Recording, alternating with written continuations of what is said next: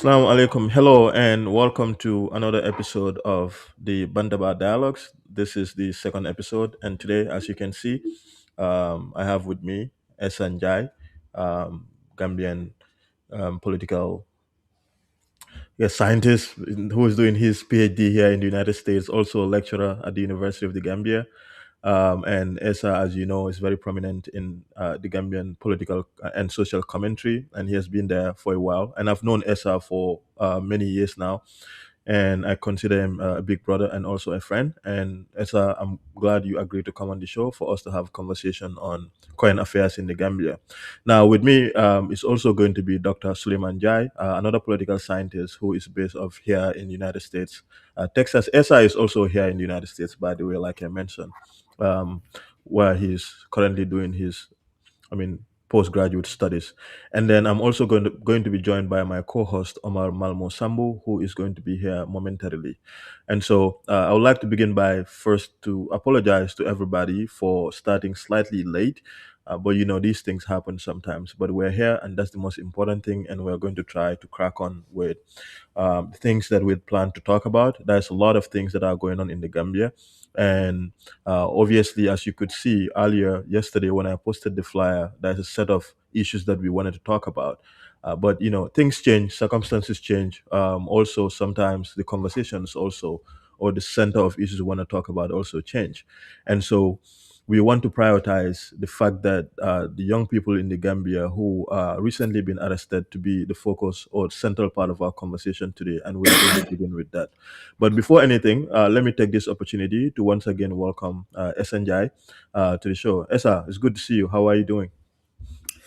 Yeah, good to be here, Ibrahim. I think I've been following, most of your conversations, but it wasn't possible for me to join for one reason or the other. But I am glad today that I'm here. You have very interesting conversations, and I've seen a lot of prominent individuals come on this platform to talk about issues happening in the Gambia, and I'm glad that young people have started taking this initiative. We've seen a lot of young people going into such hosting podcasts, you know, basically expanding conversations around issues happening in the Gambia, which is very promising though, because many a times when people leave the country, get better opportunities out, they just ignore whatever is happening back home. They're like, I don't care because I don't live there. But I'm glad that a lot of young people are into this, taking at least participating in shaping discourse in Gambia, especially around politics, social issues, and economic issues as well. So once again, just to thank you for having me on this platform. It's a great honor to be here. Thank you very much, Esa. Once again, I'm super excited to be here. It's always amazing to talk to you. Even I remember in my days while I was a student at the University of the Gambia, it's always interesting the little back and forths that we'll have. What then would look like between a lecturer and a student, but I think it's the idea of I think it's the idea of a dialogue that we're always open to having, and you've always come across to me as very brilliant, and so I think. I Yeah, I follow one of your conversations with Malmo, talking about student politics back then at university, and I was tempted. I said, I wish I was on this platform. It was going to be a debate because, I mean, in fact, I reached out to him on WhatsApp later. We had a bit of, I was like, look, you know what? You know exactly what you did at the time.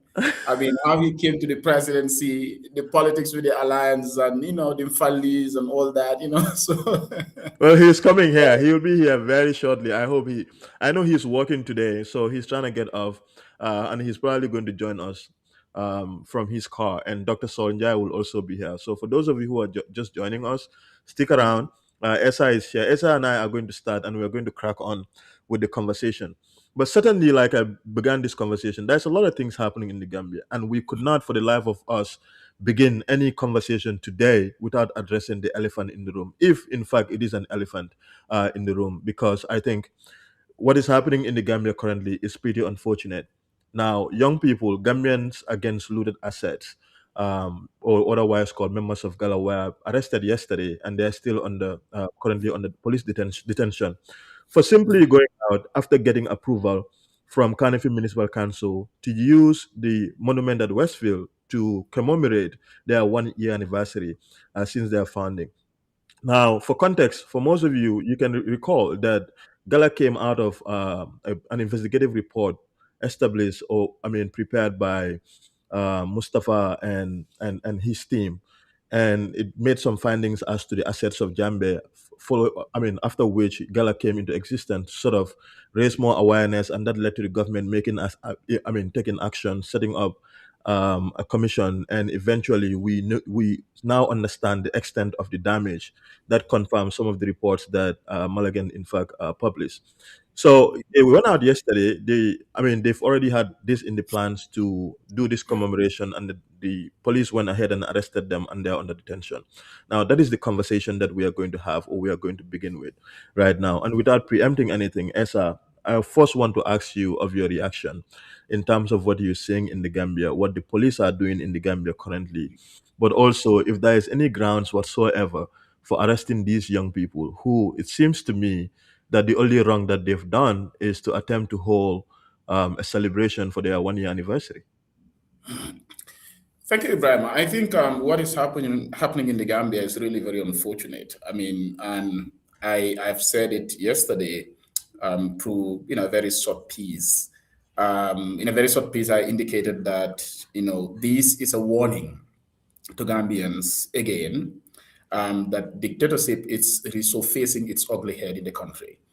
When we voted out Yahya Jammeh in 2016, our hope was that we were going to have a security sector that is professional, a security sector that is subjected to civilian control, management, and accountability, a security sector that will be subjected also to democratic norms, principles, values, and practices. This was the hope.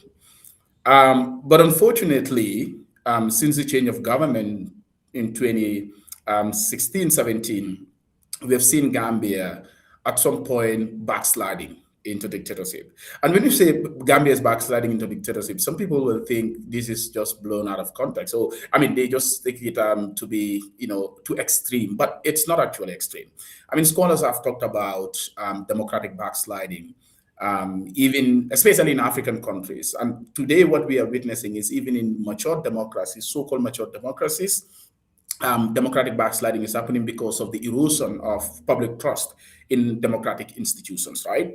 And of course, scholars like, Joseph Stiglitz said that 65% of countries, or majority of countries in Africa, that transition to democracy in the first 5 years experience an episode of regression, that is democratic backsliding. And what is democratic backsliding? That is countries slipping back into autocracy. Instead of making progress, moving towards democratic consolidation, they slip back. And mostly the factors responsible for this are many, but key among them is having a security sector that is not only high-handed, but highly unprofessional and political as well. We can say, in fact, partisan, right? So in the Gambia, what we have seen is the police being used, instead of being used to preserve law and order, the police force has been used as an instrument or a tool for repression and violation of citizens' fundamental rights and freedoms. And, this was even before the coming of Sidi Mukhtar Toure, unfortunately, who is highly incompetent, not only highly incompetent, but also compromised based on his family relationship with the president, being his in-law, which is very unfortunate. And at some point, what happened yesterday, for me, I can't still get my head around it, right? This is It's akin crazy, to I know. this is akin to what happened to Usain Boyan Mhm. when he was acquitted and discharged by the court, the High Court, right? And the police went blatantly to arrest him at the gate of mile two. And then again, that incompetent, because the fact of the matter is you have a lot of incompetent people in the Barrow government, right, including the justice minister, had to come out very irresponsible, highly incompetent, to come out and say, well, this was wrong. In the first place, he should have resigned because he was part and parcel of the scheme. He was aware of everything that happened. Again, you have another incompetence, as I said, Inspector General of Police. I mean, I can't get my head around it, as I said. For God and heaven's sake, these people did not go out to hold procession.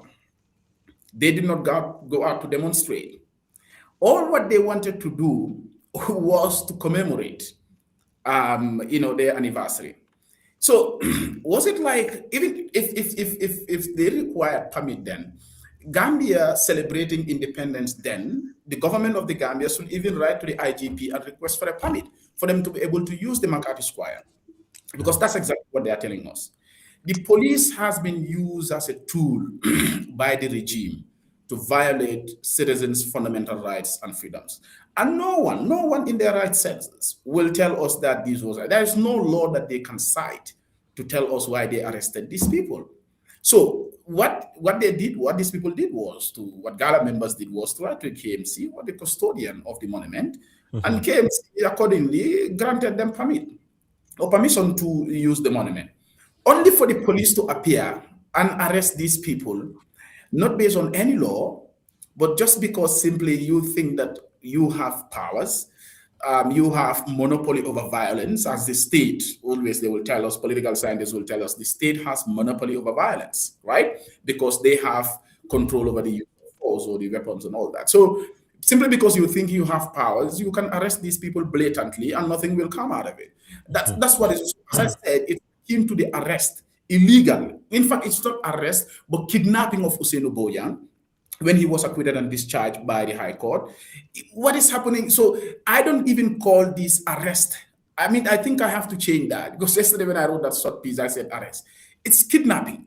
Because you arrest people. Yeah, this is kidnapping. So the Gambia government, the regime in Banjul, is kidnapping citizens. Because for me, when there is no basis, there is no legal basis for you to arrest an individual, you can't even call that an arrest.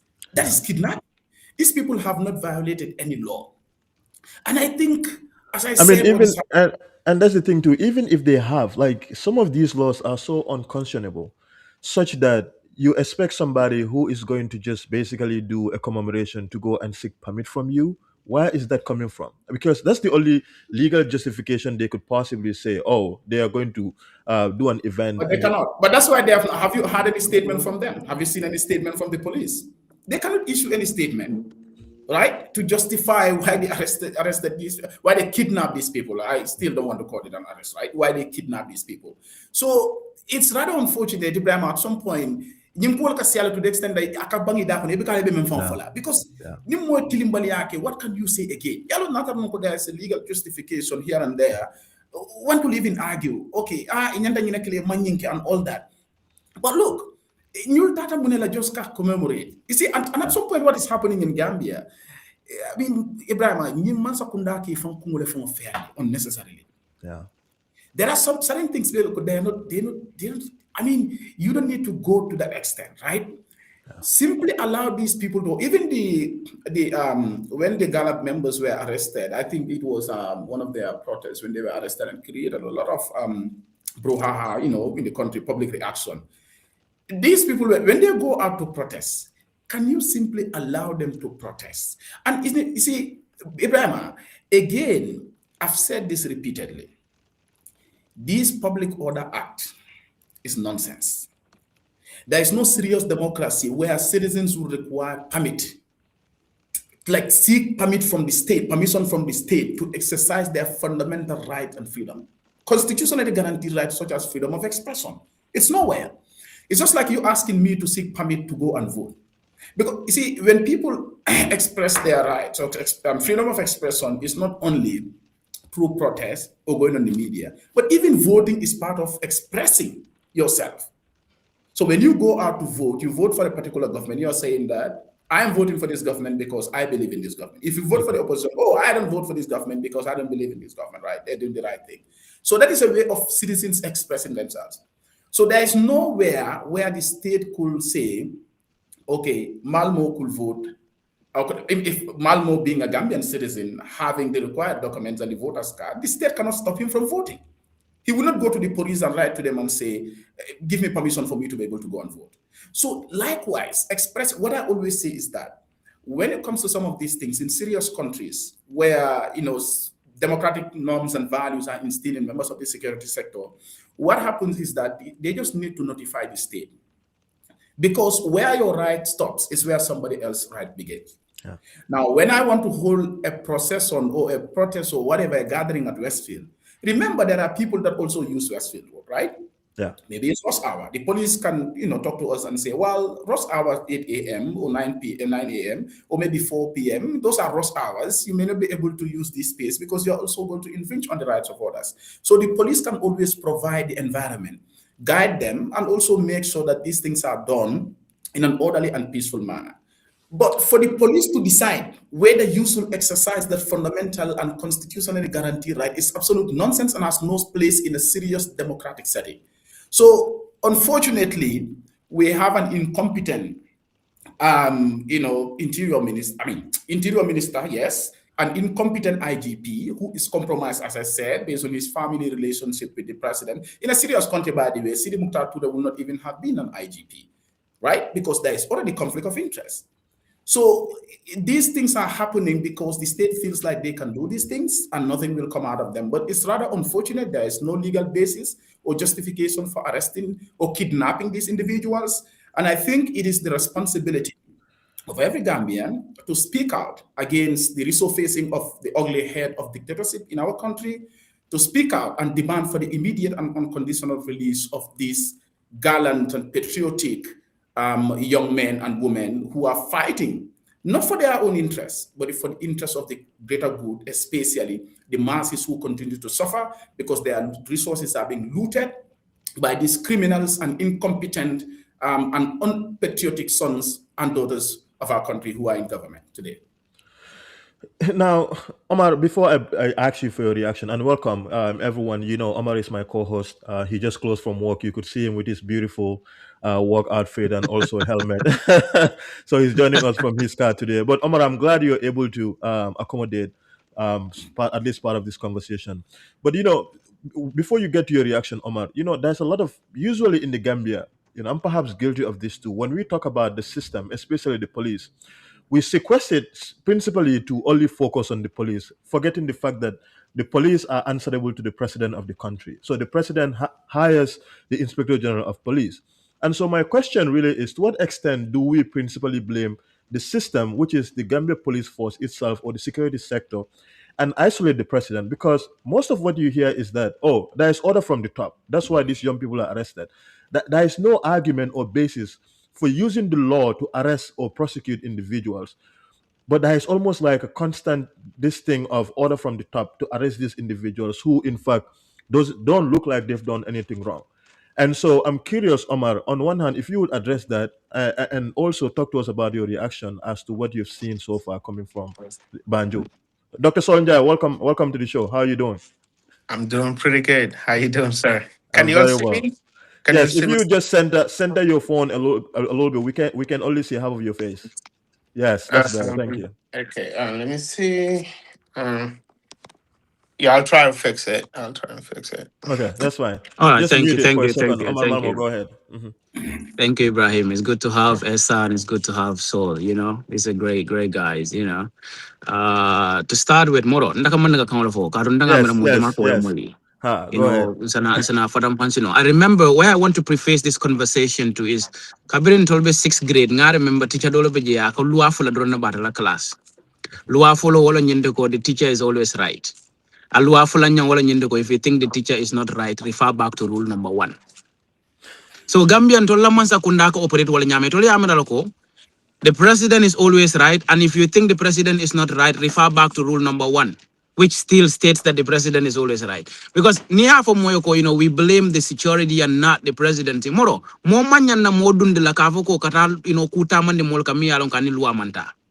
Because the security, the president, and everybody in that country, jawo wada dunia loud la. You are guided by constitution. You are guided by principles. You have your TORs. You know what is right and what is wrong. So why would you allow a president or whatsoever, whoever that person is, to tell you to do something that is illegal? At the end of the day, you bear both, of course, there is a system responsibility and there is an individual responsibility. Did we actually say the entire government machinery was going to TRRC? No. It's the individuals who perpetrated those crimes. On whose orders, I don't know. But even if you take orders from people, who is there to take illegal orders?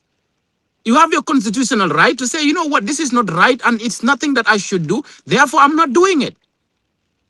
But the system screws people in a way that it's always about my take home. It's always about after this, what else do I have? What are the available opportunities for people to resist some of these illegal orders and to say, you know what, and no means no. Like Esa already said, who would actually appoint your brother-in-law as IGP? Who will appoint somebody who actually funds your political campaign as, IGP and then later to Minister of, Interior? We've heard a woman speak up publicly at the seat of presidency saying that tantangol mi yada sambanang, kana president ya IGP le watantangol luasate. So they should be impartial in the delivery of their services. But of course, they are very partisan in the way they actually act. So they will do anything and everything that pleases Barrow because they are not working for the Gambia, they're working for Barrow. And of course, you've seen how Usain Bojang was rearrested and they started blaming each other. And then in the report, how he was kidnapped, not rearrested, please. Of course, I often would say they are kidnapped in a sense. But that tells you that it is not just the police. That was a coordinated effort from the office of the president because the president was on a tour. From the office of the president to the interior minister to the IGP and to the directors of prison. So they worked in a chain format to actually, kidnap these people. Just for the Minister of Justice to come out and say that, you know what, that was wrong. But did you realize that after saying that was wrong, he had another interview at QTV and he refused to talk about this matter because he was being bullied by the police. When he said that was wrong, Moro, the police will be the police Minister of Justice banning. He's throwing them under the bus. So in short, whatever might happen to GALA stood up for what all of us need to celebrate. Even if its members did not want to celebrate it. What did they do? They actually came out to tell us that moro momanyana niso wafula keme konondola nyumbanko kam. Subukilo fula mang keme konondola si Gambia. My brother. How could you actually sell a whole bull for keme konondo? Ina ne ume muntu la kabiri dunia baya ulu. When subukilo fula mang keme konondo si. That molka moto wafu, wuli saba, wuli lulu. Where on earth would you hear that somebody is selling, a vehicle for 5,000 Gambian dollars, less than $100? And these are Jambes. That you see somebody walking at, Jane Commission. Today his name is Ahmed. Tomorrow his name is Amadou. The next tomorrow his name is Ahmed Bamba. Because using different names to actually purchase assets that you are supposed to recover for the state. That is criminality and banditry. But after all of that, in their totality, it was this same justice minister and of course the former who told us that these people did a phenomenal job. Just for us to realize that, they told us that all the sheep and, goats all got lost. Moro, I used to go to that, Farato farm. And if you see the number of, sheep in that place, like, it's a lot. Just for the government to tell us that every one of them was lost. Just for them to come out and tell us that all the pigs actually, escaped into the bush and became bush pigs. What kind of a government do we have? And then for people who came out to say, you know what? And that led to the establishment of a parliamentary inquiry. And that inquiry, I believe, had brought to light a lot of things that we all were like, wowed. So that is worth celebrating because they're standing up for justice and accountability. So unless the government tells us that they don't care about justice and accountability, then they could actually jail these folks. But you know why they did? It's not because of GALA celebrating. They're still very upset that the police were defeated in Brufut because nobody's going to accept injustice in any form in this country now. You could see that police only a fang lokung fe and Gambia banko ka. Fonin kele kalo ka ko moro ni nembe nenale. Because people are not that dumb that you could actually use force and think that intimidation is what is going to work. No, we've passed that era of using intimidation to actually subjugate people or to suppress them or to force them to conformity. I know there is financial conformity that is imposed on people. You either do what we want or you don't have a job, or you are either this or you are not that. That we understand. But for young people who are still coming up, they don't care about that because all they care about is so to conclude, I think the regime is very, very, very much put to shame. I'm so ashamed of myself as a Gambian. I'm so ashamed of myself thinking from 2016 that we are actually, getting back to, not really getting back to where we came from. We are just right in it. right Yeah. in the middle of it, because dole famo bije niye wala je ka folo ko moro nena manyi si fal famo je. That Yeah. tell me now, if I have a naming ceremony, I need to go get a police permit, maybe. If I need to celebrate probably a marriage, 7, 8 years or 9 years, I need to probably get a police permit. Anniversaries, we need to get police permit. But does the president, who recently invited a lot of young people to State House, who only organized a football tournament in his name, did they get a permit? All Yeah. there, these little rallies they are doing, are they getting permits? And then this is a confinement. We are just sitting there. How about if GALA called and said, everybody come, we are giving out pizza? They need to go get permits? On what laws did they rely on to actually arrest these folks? That is why they could not still bring out a statement. It's just disgusting and so dishonorable of the system. And I think a certain kind of people will never resign because they said they are serving the master. So long the master is happy, they are happy to continue to subjugate and, of course, to inflict pain on ordinary Gambians. So Yes. Thank you. I know. Thank you, Omar. Let's pass it to Dr. Suleiman there. So, welcome to the show again. People missed you a lot. I'm glad you create some time to be here. And you are a political scientist. You also a policy analyst. You do a lot of work in this respect.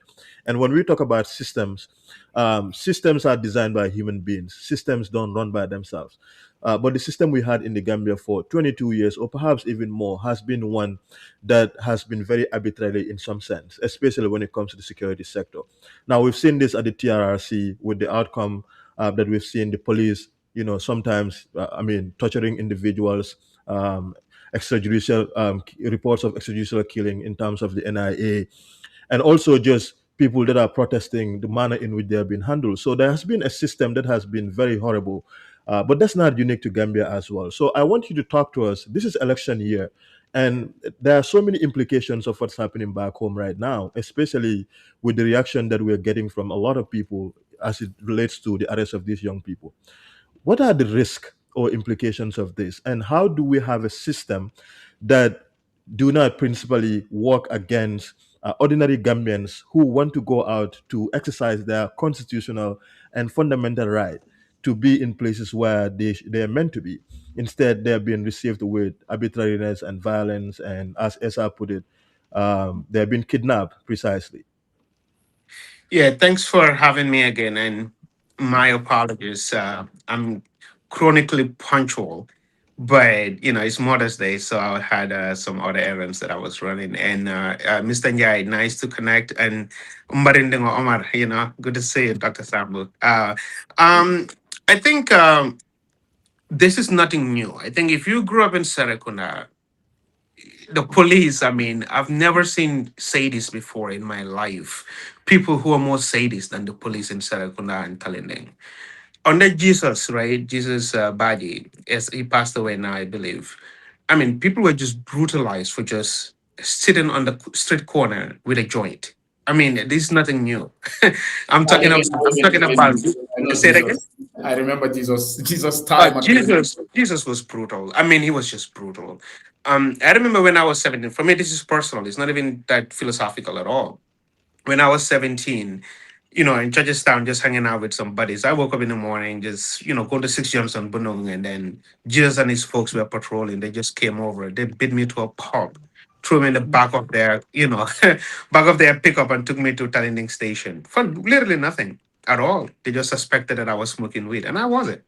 But even if I was, did they have the right to do that? No. The government police system is a microcosm of government society itself, right? Because corporal punishment has always been part of our system, right? Everything is force. We don't negotiate. It's literally brute force.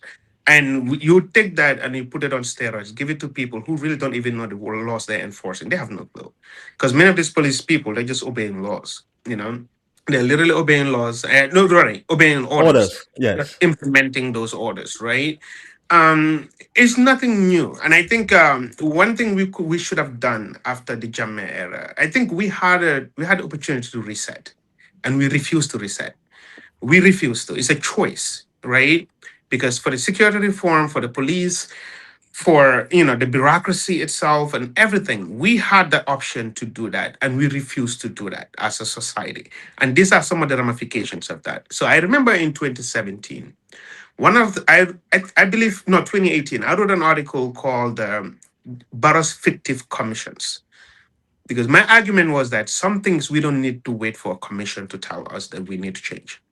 Number one, the laws regarding, our free speech. Mhm. Number two, we had our electoral reforms. Those things needed to be fixed, right? And number three, that for me, there are a lot of things we did not consider. But number three, one of them was like literally the military. So these are all important things. I felt like at that point, we did not need to wait for a commission to tell us that. We had a parliament to do that.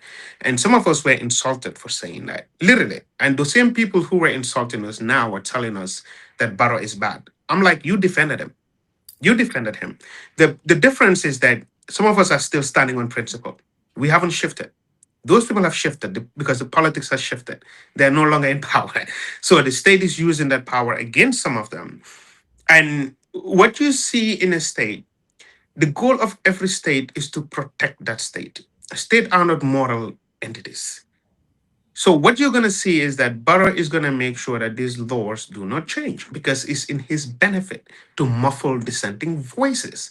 And what other way to do that than use the power and might of the state to do that? Because what GALA is asking for is not even much. They're really not even asking for much. They're just saying, hey, dude, can we just account for all this stuff? Can we just stop the stealing? Why should anyone go to jail for that? Like really, when you think about it, right? It's very simple. But because that is actually questioning the power of the state itself, it's telling the state to account for the not mistakes. These are not mistakes. These things were deliberate.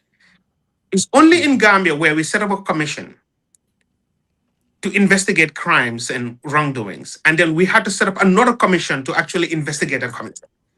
So, because again, these people are just literally there is no accountability in that country because everybody sees the government as a vehicle to move up. Because since the Jawara era, the state has been responsible for building that middle class. It was really not a middle class, but the state invented that middle class because we don't have a lot of industry. So that's why, everybody would say, it's our time to eat, right? Remember in 2016 when Jammeh left, right? It's our time to eat. Because that's how people see the state. People don't see the state as a vehicle to enhance and improve the lives and livelihoods of people. They're there to make themselves better off, right? So that's why you see the people in power today, the ones with the big bellies and all those people, it's not any different. They're literally there to steal because that is the only way they can actually survive in that country because many of them don't even have skills that are transferable. This is it for them. So they're going to use that as a vehicle to move up. With GALA, what is going on is not any different from what happened during I remember. And again, this is why I said principles matter. I remember the Westfield protest. People were against the Westfield protest right after, when Barrow came, came into power. And I was, for me, that Dafa Doi. Is it Dafa Although, yeah, Doi? The Dafa Nawek, Doi I think protest. That's Nawek, now. yeah. Hmm. the Dafadai and Bakote, the Bakote and Faraba incidents too. I lost a lot of respect for people at that. During because these are people I was with during the struggle, right? I respected them. They literally put their limbs on the line to petition the Jammeh state. And then when Jammeh left, they started telling us that, well, wait a minute, it's a different era now, so protests are bad, right? And you realize that in that country, people don't have principles. It depends on where you are. It's a kabudolong, like I've been saying, right? Whatever it works for the team, it works for the team. Even with the GALA people now, some of them that are criticizing some in the opposition is actually celebrating those people being arrested. I'm like, can you make that make sense to me? But that is the essence of who we are as a people, because we don't have those kind of strong principles to say wrong is wrong, right is right. It depends on who's being hit. It's the same thing when the when they went after the 3 years judgment. For me, I look at 3 years judgment as they had a right to basically trying to force the state to Barrow to agree to the what he agreed to. They had they agreed to a 3 years whatever, right? But it was the same people who were actually supporting Barrow from the beginning. But that doesn't mean that we cannot defend and protect their rights to protest and petition the state. All those things can happen in tandem. The Gambian problem is lack of principles, and Barrow and his people cannot like GALA because those people stand on principle. These people are not wavering. And what they're asking for is very simple. There is no reason why they should be treated the way they're treated. But again, if you understand how states operate, they monopolize power and force and violence. And that's literally what they're doing. They're telling people that anybody who does this, this is what's going to happen. But again, these laws should have been amended a long time ago. The laws that mattered to the parliament when they came over in 2017, they changed those ones, like changing the age limit and stuff. These ones, they did it. Why didn't they? That is something they have to answer to at some point. Esa, you talked a little bit about just the risk that this poses for the country and just how much everyone should take this seriously because today is Gala, tomorrow it may be somebody else. But talk to us about the president himself, President Adama Barrow. Now, for a very long time, until I think this very moment, he's widely admired and celebrated for being tolerant and for being the individual who sort of, whether you like it or not, champion this level of freedom and liberty people enjoy. I think it's a collective. I don't think it's only him, but we also have to acknowledge that states around the world have the power to make life impossible for us. And so Gambia, for what looks to be, there's a consistent pattern of also Muslim descent in the Gambia. Now you look at Usenu and Ami Bojang, for example, kept for 2 years for pretrial detention, and even after their case has been adjudicated, they still were arrested as well. You look at the case of Alaji Bora, the High Court. I mean, the 7-day detention that they did to Alaji Bora is another classical case. The Madi Jobate, and recently with the media regulation that the Gambia government is also trying to put in place. And you look at all of these consistent acts and attempt or innovation of policies, it begs the question whether, in fact, the president and his government are as democratic, or they intend to be as democratic as people want them to be. So, Esa, talk to us about the implications of this. Are we going to see? Is Barrow, in fact, this individual that everybody thinks is just peaceful, that people are in control? The police are the ones that are ruling these things. The president has nothing to do with it, or do you think it's a whole scale uh, system where the president is at the heart of every level of the decision making process? I think if anyone out there thinks that President Adam Barrow is innocent of all these things or is not aware, you've been dishonest to yourself and dishonest to Gambia and Gambians. I mean, and when people say Barrow is tolerant, he's the most tolerant president we've ever had, I don't know where they get that word tolerance from, because for me, that would be relative. And I think it's probably because what we've experienced the 22 years of Jammeh rule, right? So Jammeh was killing people, no protest. I think the last protest we had before the 2016 Solo Sunday protest was April 10 and 11, right? So people were not used to going out to protest. People were not used to being inside the Gambia and criticizing the government, right? So because Jammeh ruled the country with an iron fist. And so when we had Barrow not doing that, not necessarily killing people or having state-sanctioned killings and torture and arrest and maiming and all that, and then all of a sudden we said he's tolerant. But tolerant in what sense? Now, the tolerance we're talking about here in a democracy is not only about not killing people, not torturing people, but allowing people to express themselves in line with the Constitution, because these things are constitutionally guaranteed. Now, here you're talking about a system where Alaji Bora was taken to court. He sued the government to court, rather. The court had ordered the police to give him back his telephone. They ordered the state to compensate him, I think 500,000. Nene Freda and the rest, went to court as well. That was a court order. Pamodu went to court. That was a court order. Compensate him. Usainu Bojang was acquitted and discharged by the High Court. And all these things that happen in the country. President Barrow and his government came and said no to all these things. Alaji Bora still is not having his food. It's still with the police, right? GALA members going out simply to commemorate their 1-year anniversary, and you went to kidnap them, right? The Minister of Information, under the leadership of that man whose name I don't even want to call, coming up with media regulations that are basically out there to control and censor dissent in that country, right? All these things are happening in the Gambia. Still, people tell us that Barrow is tolerant. I don't know what kind of tolerance are they talking about. Is it because he's not killing people?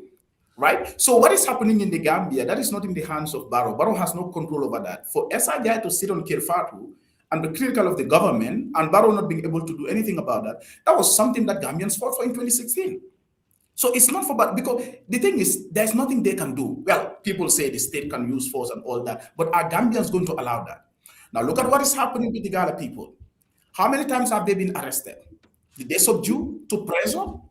So it is Gambians themselves that are not allowing. Left to Barrow himself, he will still go back to the typical Jammeh style. But because Gambians are not allowing that and will never allow that, that is why people think he's tolerant. He is not tolerant.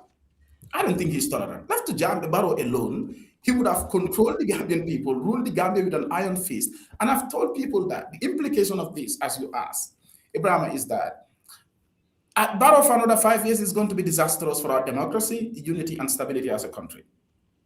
Because the man is having people around him, excuse my language, but non-entities and deceptors, whose only primary goal is to see him stay in power as long as they wish, so that they can butter their bread at the end of the day. That's what they're looking for. And as Saul said, it's our turn to eat. You remember this book written by Michael Wrong, the Kenyan whistleblower. I mean, investigating the Kibaki. And I see that, I see that akin to the GALA thing, right? The Kibaki government was highly corrupt. And when Wrong was there to expose these things, those people in government, the insiders, were very critical and started saying that it's the turn of their ethnic group to eat at the time. So there are people in the system who strongly believe that it is their turn to eat, and there is no way that anyone can spoil their politics for them. I listened to the audio of this lady, Maimuna Sise, where she was saying, Sirinja itanda politiko tinyalanya. The politicos he's talking about, it's not the politic of Kabanko Sambanyato, but the politic of Kadomoroke. That's the reality, right? Because some of these people think that, okay, as I always said, not 2016 political, they've suffered, whatever, on the Jammeh, they worked hard to make sure that Barrow is here today. So it's their turn to enjoy, it's their turn to eat. There's no way that you can come and spoil that for them. And come Malmo in Memphis, Gambia Jele, unfortunately, so like people tend to blame Barrow. Barrow is aware of all these things. He's the mastermind, right? But the fact of the matter is there is individual responsibility. Yeah. Ibrahim, people, when I hear people say, okay, Ndolo, are we going to continue as a country where after every regime or government, we're going to set up commission, as Saul said, you set up a commission, and then you set up another commission to come and investigate that commission.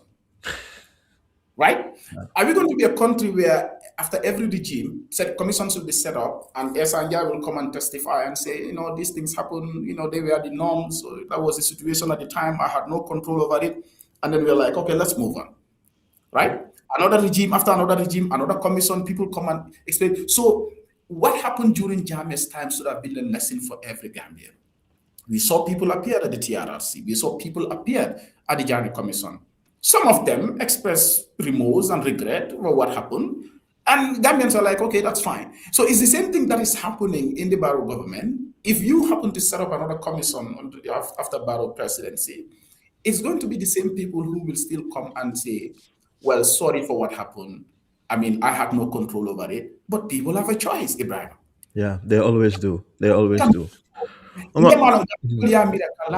Is about Kasali 5 times a day, pray during Ramadan, fast during Ramadan. That's it. And then just be corrupt. Yeah. Way beyond that. It's way beyond that. More can in that country. But you see, your survival is not in the hands of Adam Barrow. We have seen people who stood by principle. I remember one minister on the Jammeh, I think he was appointed as finance minister. I can't remember the name, but I think his own name was Salah, who resigned after being appointed. I think he didn't even serve for 2 months or 3 months. He resigned on the Jammeh, right? We have seen people in Gambia today. In the case of Dauda, for example, when I said the time when I said Dawda should have resigned, some people are like, it's not easy to resign. These things are easy to say. I said, if Dawda believes in himself as a lawyer, he has an option. He has a profession. Let him resign and focus on that. There are people like Dawda, who have studied law and they're practicing they're practicing law in that country and surviving without needing the government. If somebody like Mamadou Sabali believes in himself as an economist, you don't need this regime to survive. But these are people who is sit a class or kono. There's a difference between sitting in the classroom and being educated. Education gives you wisdom. It gives you that critical, independent mind to think on your own and act rationally. But it's not enough for you to sit in the classroom and until this is what is killing that country.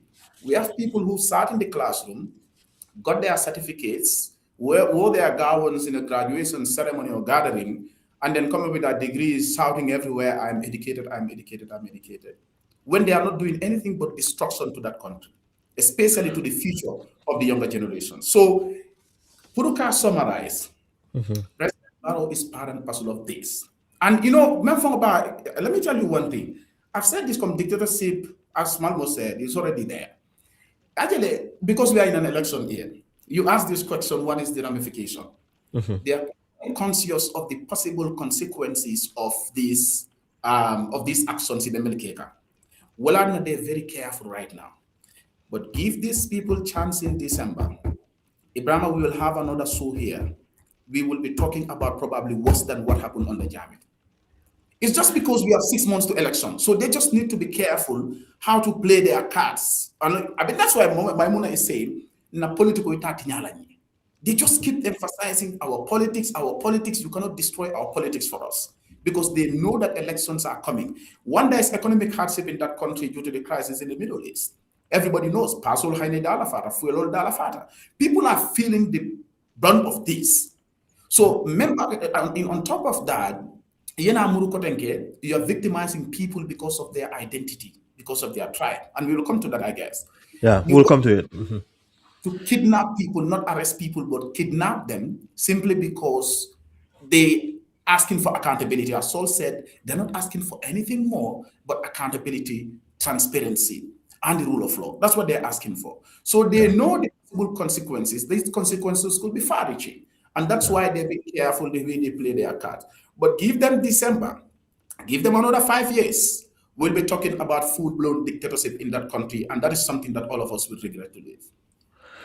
Omar, before I let you hand it over to Saul, obviously, I mean, as I talked about the AG, Dawda Jallo, you've also seen the report recently of the Gambia police force to be have been complicit in the death of the young Gambian who was manhandled by the Gambia police. I forgot his name for some reason. Omar I can't Badi. capture it right. Omar Badi, yes. That police were actually complicit in his death. Can and so the coroner's report came out, and Justice Minister also released a statement to that end as well to say that they've seen it.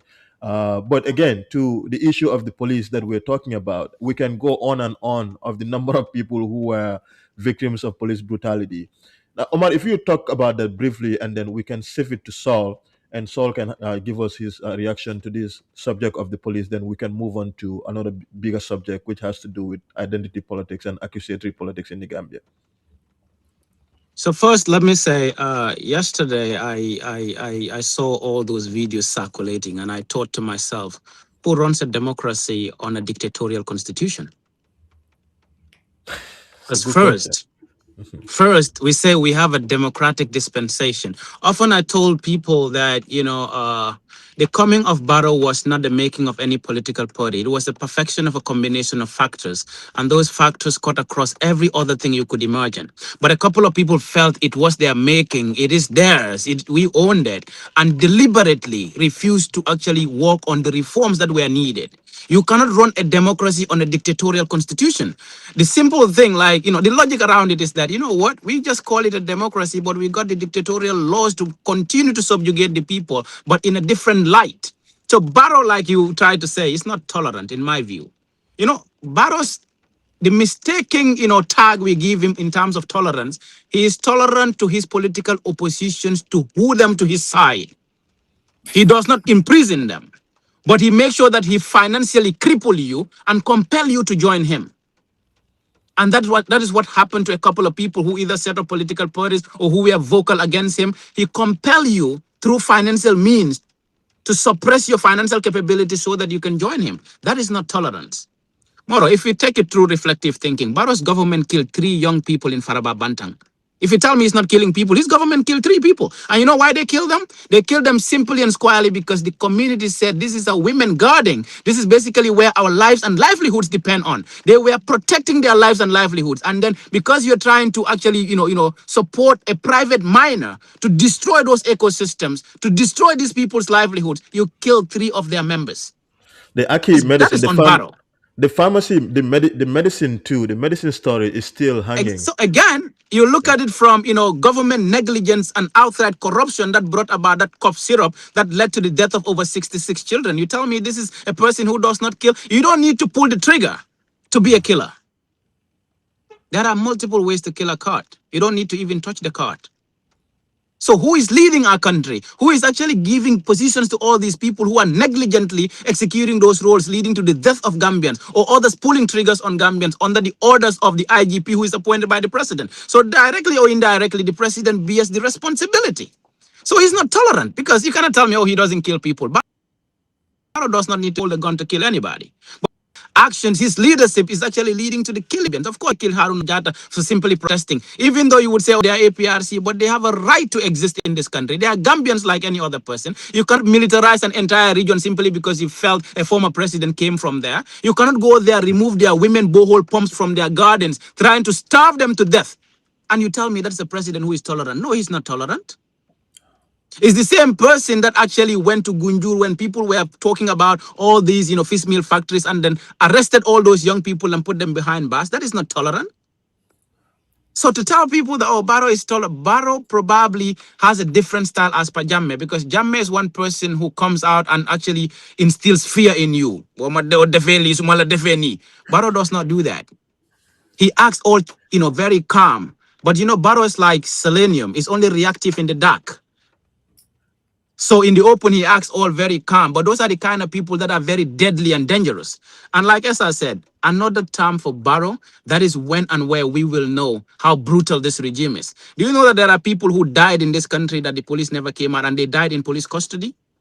You've seen the kidnapping of certain people in this country. We've seen Gambians rampantly being killed in the streets. That is simply and squarely malgovernance. Because there is no security. Security is only there for only one person. Barrow is going to keep economic forces for either 15 years or 20. Now tell me, somebody who could not actually say 1 term or 2 terms is enough tells you that 15 years, okay. Why would you tell me tomorrow that he wouldn't say 20 years? So tolerance is not about, just allowing people to say whatever, no. But it's about even how you guide yourself and how you allow processes to go, how you also understand that, look, everything is time bound. Greed is not tolerance. That is even in because the whole point is that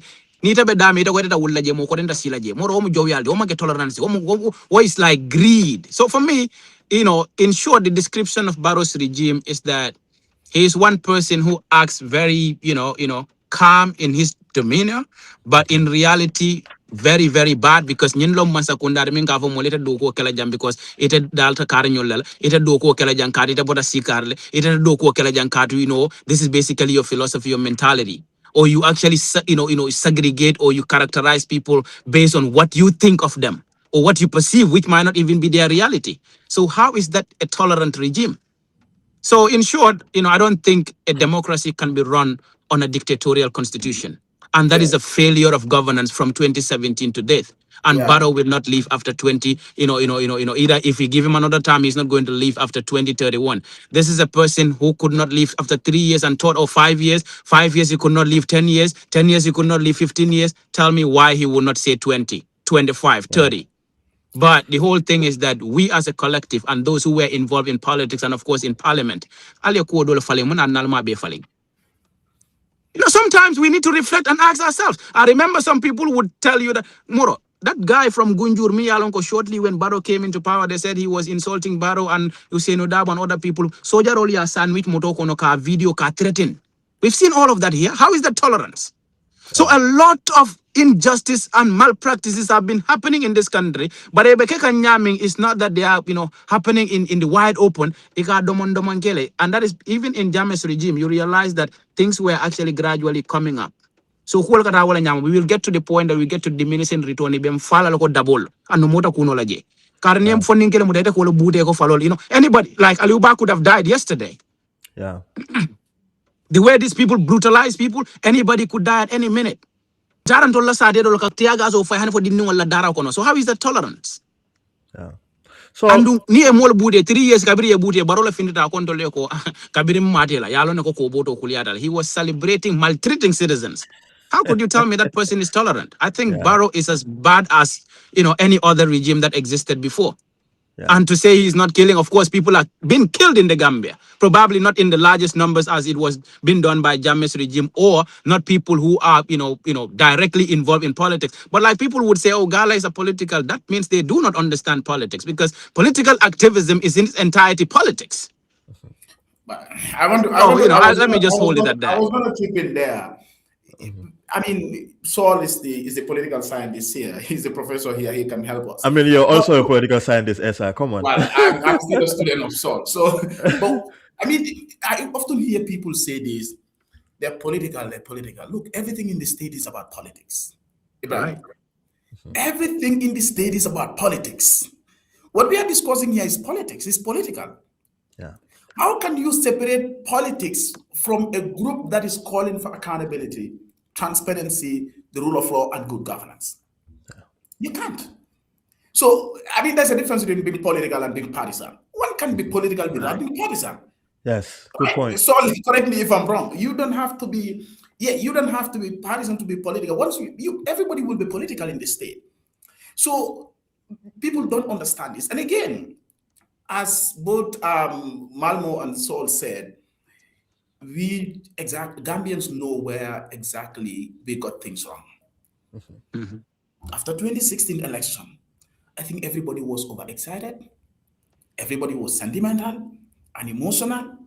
Let's fix some of these things. I talked to some politicians, some folks who will tell me that, no. The agenda was to wait for a comprehensive reform, a new constitution. I said, no, if that was the case, then you shouldn't have changed the age limit of the vice president. You should have waited for a new constitution and changed that. Yeah. But see, and that is why one of the GALA members who was kidnapped, because I refuse to call it an arrest, you saw a short video of him talking about parliamentarians. When they go at the National Assembly, they only do partisan politics, focus on what is in the best interest of their individual political parties, and forget the rest. Look at the vehicles, $2.something million. All of them agree. No disagreement. The loan scheme or the loan, whatever that came to Parliament, all of them agreed. But whenever it comes to things that affect them, even the diaspora voting where they were divided on, look, they divided because it was in their individual political interests. Yeah. That's the reason why they divided. So you look at our security sector, for example. So these are reforms that were supposed to happen from the get-go. I remember in 2018, when I was doing my master's in South Africa, I wrote my dissertation on the Gambia security sector reform, looking at the challenges and prospects. Since at that time, this was way back in 2017, September, that the security sector reform was launched. And I started my program in 2018, January. I mean, if I tell you the number of documents I was able to access with all these lofty ideas, these terms, sometimes I don't know whether the Katabanko killing document will download from the internet and use terms. Now, I'm telling you seriously, very lofty terms and ideas, that are put in those assessment reports and not all the policy documents from National Security Sector Reform Strategy, the National Defense Policy. All these documents were created way back in 2017, coming to 2018. Up to this day, useless trainings and workshops and validation workshops are being organized at the Sarara Kairaba conference. And by the way, that center is getting a lot of money, because every day you go there, you have some people at least doing a workshop or training. Yeah. At the end of the day, you're telling, you talk, National Human Rights Commission, for example, will tell you that we frequently organize training for members of the security sector. I tell people something as basic as arresting an individual.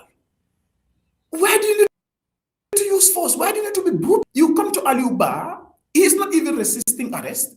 Simply arrest him and take him. Why do you need to have to beat him up? Why should you be brutal on him? This doesn't. But this is something that I feel like our members in the our members of security forces enjoy, because when they're in uniform, sometimes they think that these things are fun. It's good I for know them. they're overjoyed. Yeah, yeah. But But but the thing mhm, is, as Malmo said, Barrow is not tolerant. He's not. As I said, he's not tolerant. I don't know what kind of tolerance people are talking about here. A man who will stand and tell you, "Code, ndebetare manse alale til usenu dabo e fa niya body ndaram fuma ya confirm ko he's dead ngala kabroje." Then that's when I will leave presidency. And people come and want to convince us that, look, you know what, Barrow is not even. it's Just yesterday, humiliating. somebody was Yeah, saying Barrow is not going to contest 26 December. Can you just imagine? I said, yeah, what else can you trust this guy for? When he said 3 years, he reneged on that promise, said 5 years or 10 years, now he's going for. So in Gambia, what is happening? One more thing, people use politics for convenience purpose. The people that will support a system today will go against it because it is not to their convenience. And that's what okay. happened. When you make reference to the Defadoi protest, I've seen people even questioning Aliuba's nationality at the time. He's Yes, not Gambian. yes. Understand? The people that will tell you that no, no, no, no, no, Barrow should go for 5 years constitutional, for all of a sudden will change and say no 3 years. Ikan dol ko ni fanja wala. Ha! The people We've that heard all of yesterday, that.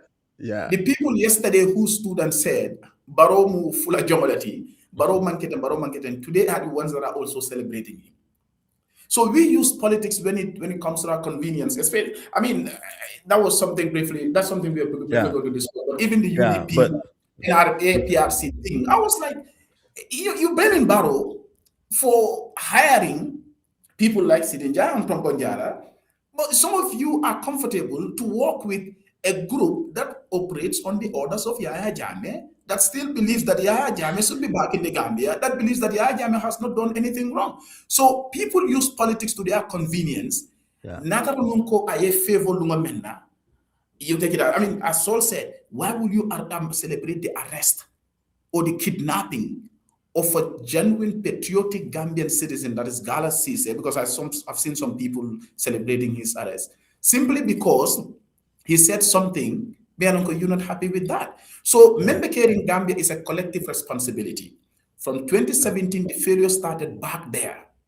And we must go back to that, to fix yeah, that.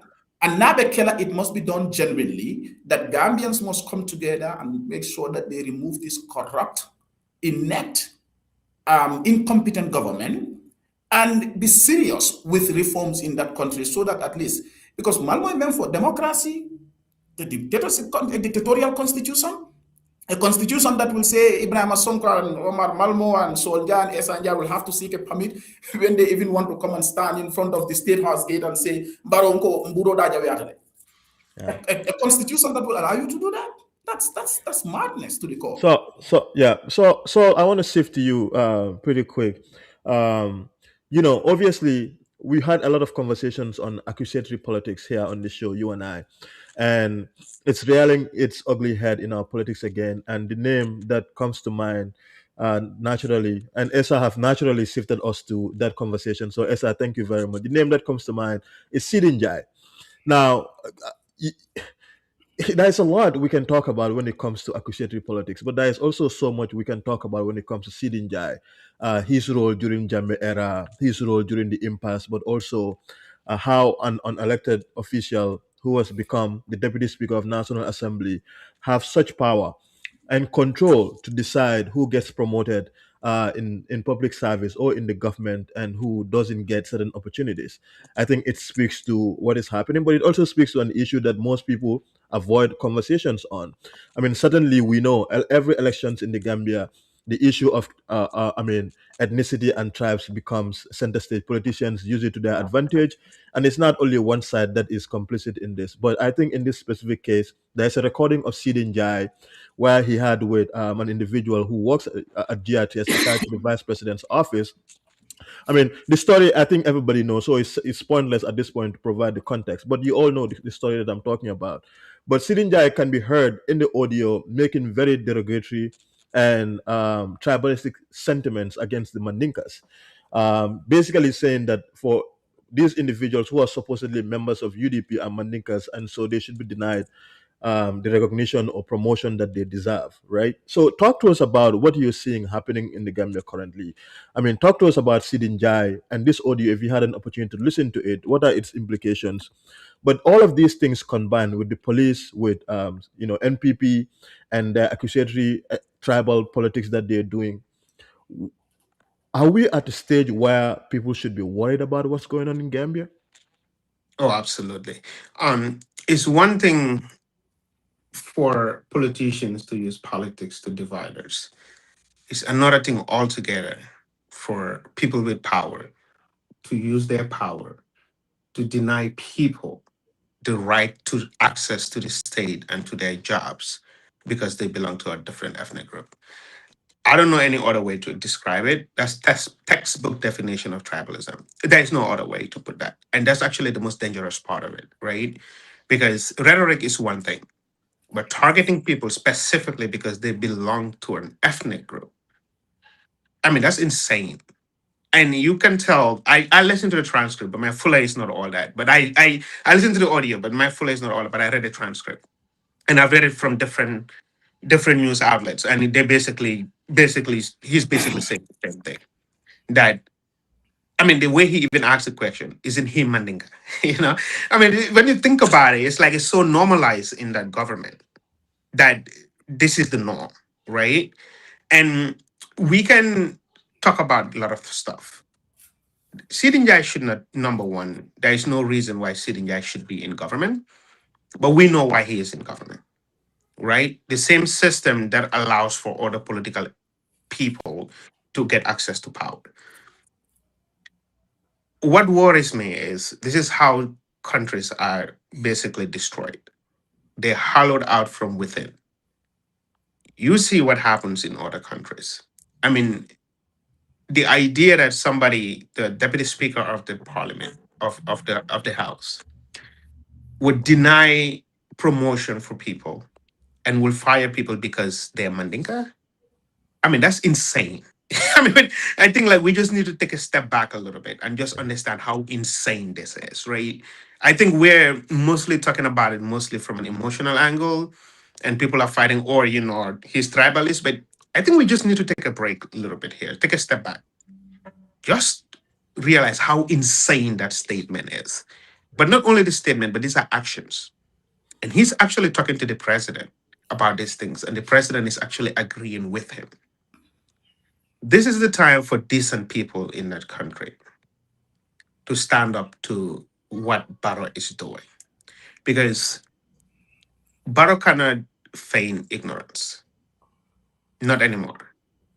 It's very obvious now that they're not only using the identity politics, but again, we've had this conversation before. Identity politics is necessary for any political system. It is just what it is, especially a political system that's bereft of ideas like the Gambia. We don't discuss ideas. So most of our politics is drawn along some of these ethno-linguistic lines, right? And for me personally, I don't have any problem with political entities if they want to associate based on ethnicity. That's their problem because that's just how politics is. But to have people with power using their power to target ethnic groups, to target them specifically, to deny them access to promotion, access to the state. I mean, that's how countries disintegrate. This is not a light thing. And I think because of social media, we don't really understand the ramifications of these things because we tend to just go in our silos. We've seen what Jammeh has led this country to. The Jawara era, there was tribal politics, but it was a little bit different. It was more regional than tribal. And I think if you read Kairaba, you'll have a better understanding of what was going on, right? The politics was mostly centered in Banjul, and Banjul was mostly Aku and Wolof. The provincial people did not have a voice. And the people who founded the provincial party, which was PPP, were mostly based in Banjul, even though they were from the province. I mean, they came from the provinces for the most part. But the Sanjali Bojangs and Mama Tamba Jammehs, those were people of Banjul. But they understood the importance of what politics, and the Ibrahim Anjais and those people, they understood what politics was going on at that time. So the politics, that the division was out of necessity. The PPP came out of necessity for the provincial people. And for the provincial people, the majority were Mandinka. So that makes perfect sense for that alignment to happen. But then there was a de-alignment that happened too when PPP came into being. And then after you had the splinter NCP and stuff. Jawara era was different. Jammeh came and gave us full-blown tribal politics. Full tribal politics. Different from what you will see in other countries around Africa. Can you all hear me? Yes, yes, yes. Okay, I'm having a call is coming in, so I'm not sure if you all can hear me. Yeah. When Jammeh came from the, I think he was trying to consolidate power.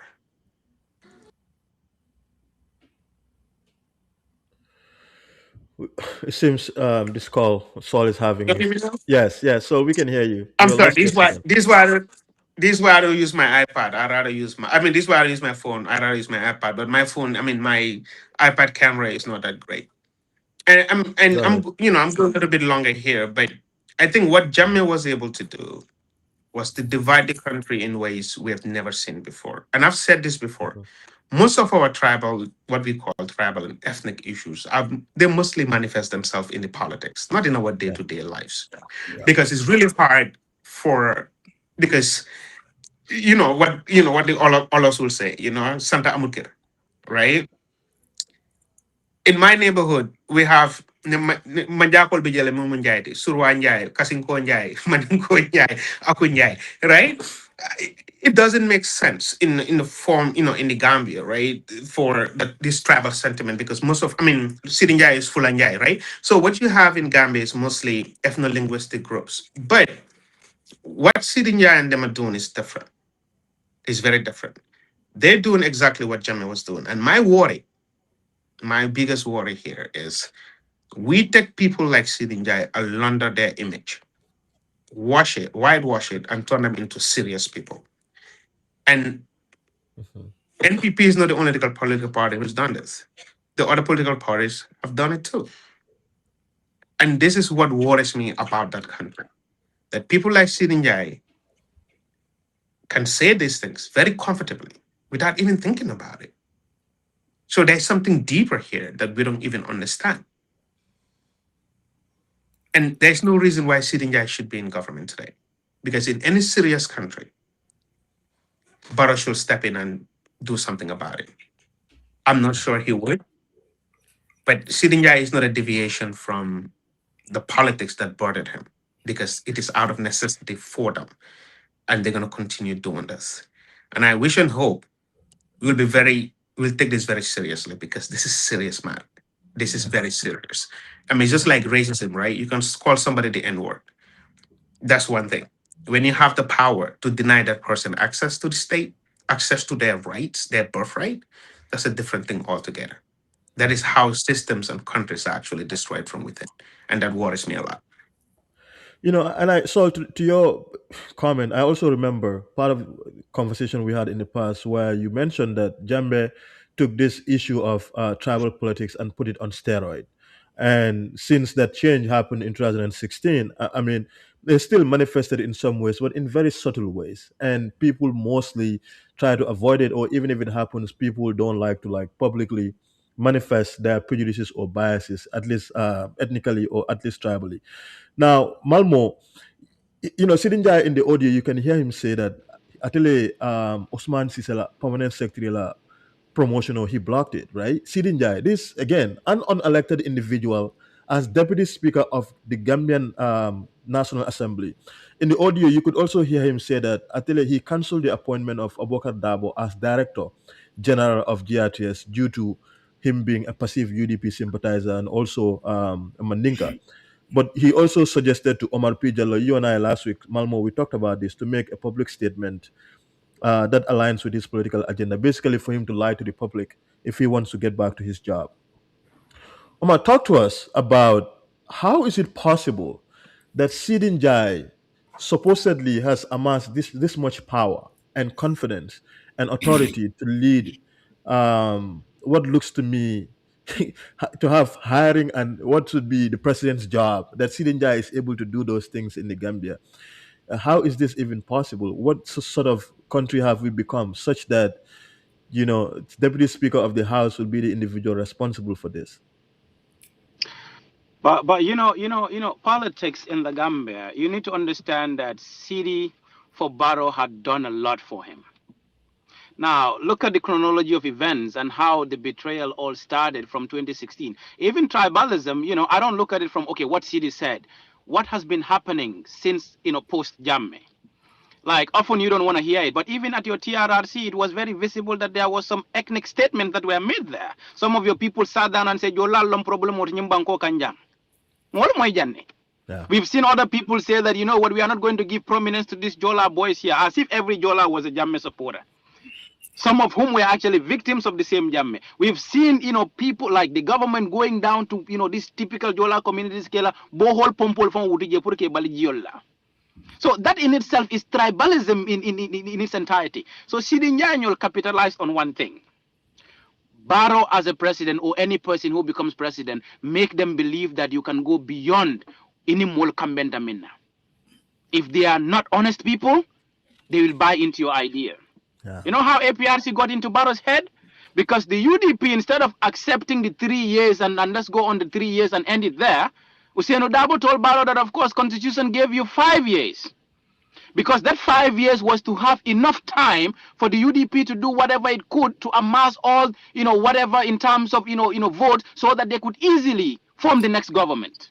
So maybe within 3 years that might not be it, but let's give him, the constitutional whatever 5 years. These other people came with a counter offer. Moro, you can go beyond 5 years. You get it? So everyone was trying to get to the head of this man. First, it was like, okay, 3 years, go, and let all of us go and battle. Whoever wins could actually lead the country. Let's do the reforms. No. Oh, you should go for 5 years because that is what the Constitution says. That is where it all began. And then the next person came and said, you know what? Even 5 years is not enough. Go for 10 years. Another would come and say, you can even go beyond that. But if I should go beyond 5 years, these people are not going to choose me as their flag bearer. How am I going to sustain it? We run APRC, we own APRC, CD will quit APRC, come and use relationship with you to start supporting you. Of course, Fabakari is his Alakotokelomu, he will go and have a deal with him, and the entire APRC will be behind you. So we kick out these people, and of course, APRC will become the de facto president. In short, you will be there as NPP, but of course, we will be throwing the shots. So this is what CD had told us, that of course he is, deputy speaker, and either vice president or whatever decision that Barrow is to take, CD would have to approve it. So in short, APRC is leading the Gambia again, in a different light, or with different faces, or having Barrow there as president. But of course, they made Barrow, in a way, win his re-election, because most of their people had to vote for him. And remember, when Jammeh was leaving, he left with over 200,000 votes. So if most of those people realize that, of course, often what they tell you is that, oh, it's lesser evil. So who is more evil? So there was this politics of identity, and other people saw it that immediately at 2016, it was more towards the UDP that was in government, and many people felt that, oh, we have been victimized by these people, or we have been targeted, then we need to go in and support Barrow. So APRC hijacked the government in a very politically, let's say in a very strategic way politically. And while you are using emotions, they were actually using their head to play a chess game on you. Itaka sanjilulu, itaka go sanjitang, wala mintambira wala. Ndolbe na molbe fela na nekarte faye. Kariyol baydrong. And Barrow, not being very smart, will come out and tell some of those things. Hakabirin nimfa bakari benda, hakonyalo ko nini nyimulla ko obora nyoko na dron tolbe tele noma. So that tells you that APRC actually hijacked Barrow from the UDP. And made him believe that it will go 5 years. They ask you to betray the people for just, instead of 3, they told you 5. Or we are telling you 10 and beyond. That is politics. Politics is not for the emotionally weak. Politics is basically, you got to use your mind to do it. It's a chess game. Even if it's not the right way to do it or whatever. But whatever CD does, are all coming from the previous playbook because Sidi masterminded that playbook and knows how Jammeh was operating. These are Jammeh's operatives.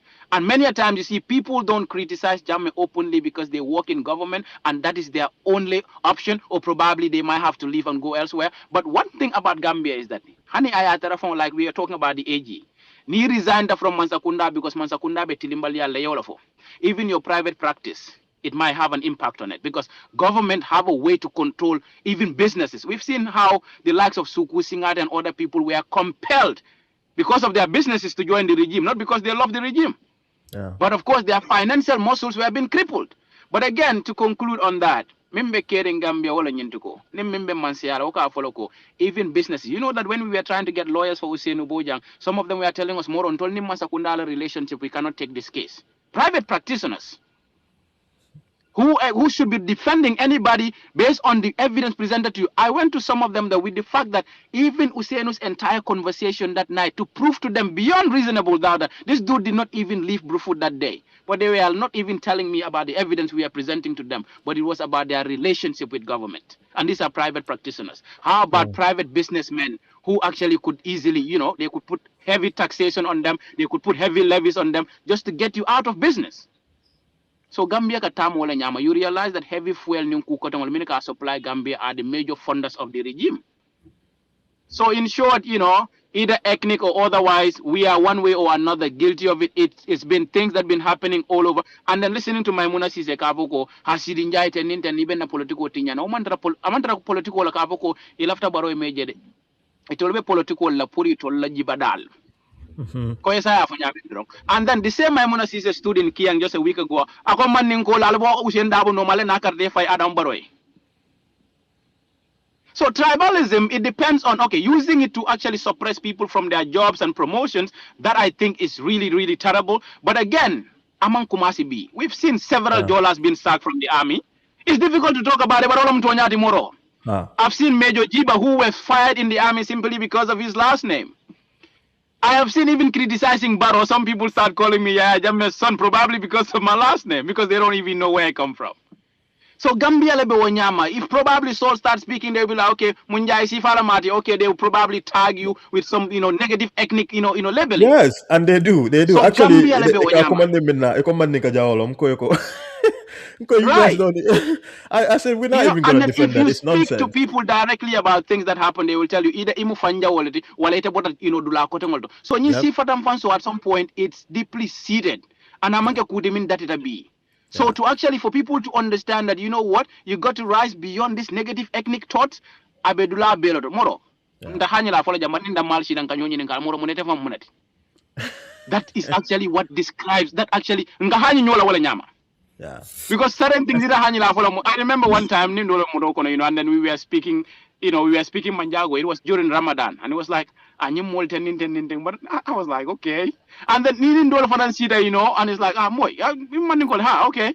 Well, so it's like okay, so that these are just in our, unguarded moments, the kind of mentality that we have. Yeah. So those biases exist. But where you actually bring it down to depriving people from jobs, we are talking about this Abubakar Dabo. Recently, Abubakar Dabo had turned into a idiot for Barrow. He was deprived of a job simply not because he's incompetent, not because he cannot do the job, not because he does not have the qualification, but simply because Sidinja does not want him to be there or because he's perceived to be UDP. And he has metamorphosed into becoming an NPP sympathizer. Where is his integrity? Calling us Barrow the builder, Barrow the electrifier, Barrow the this and that. Is that what is going to get you a job? No disrespect to the guy. But when I look at what he's posting recently on the web, seriously, I'm like, so because of... I'm not on Facebook. Oh, man, go to his Facebook. Go to his Facebook, you would see Barrow the electrifier, long statements praising the regime on its electricity project. Barrow the builder, praising Barrow like with everything. So the system that is suppressing you is forcing you to conformity. Yeah, imposing, exactly. Not really forcing you. I think it's deliberate because no system will force me to go and praise them for me to get a job. That means you don't even believe in yourself. So, but Gambia no Karango is very limited to the Gambia. They don't understand that going to school or getting an education is for you to be open to the wider world. That is why sometimes, like you said the other time, oh no, we have enough lawyers. No, there is no enough lawyers in the world. Compete globally. Gambia Don't think that it's just you are just limited to the Gambia, because at the end of the day, when the system screws you, you have nowhere to go. You will be forced to conform. That is forced conformity in the Gambia, because ni wante moro baluda ita sotola.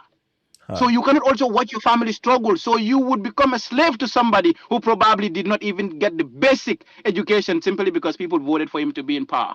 And then that is how they will continue to rule and loot our resources, because they are forcing everybody to conform. And it as in so that you will compel your entire family to continue to vote for that bad system. So, So quote it wrong. yeah, Do be jenkala fi modol from fasara jani wala from Barrow from je ka ko moro. So Gambians are very difficult to even stand beside. I agree. I agree. A good point, Malmo. Suleiman, I also want to raise an irony that seems so conspicuous, unless for people who don't want to acknowledge it.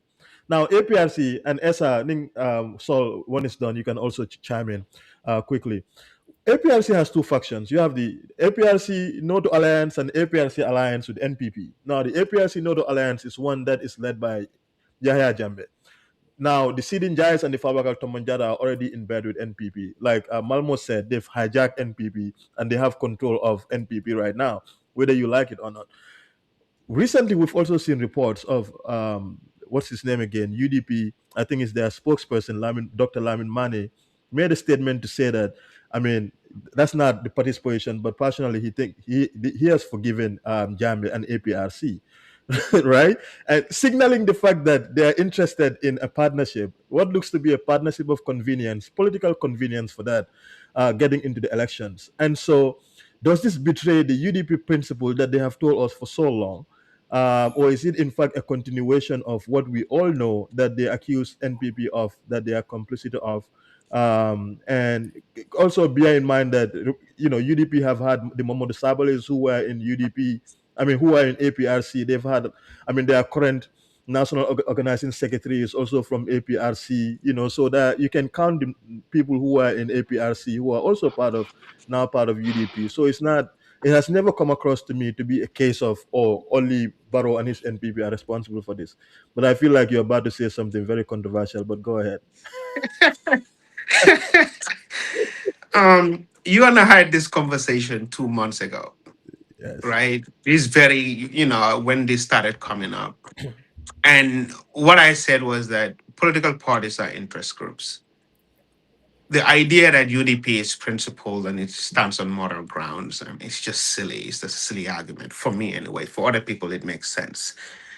UDP during the Jammeh era, they protested against the Jammeh government. They did. They led that movement, right? But it's one thing to change a government. It's another thing altogether. It's one thing to change a corrupt government. It's another thing altogether to replace that government with honorable people.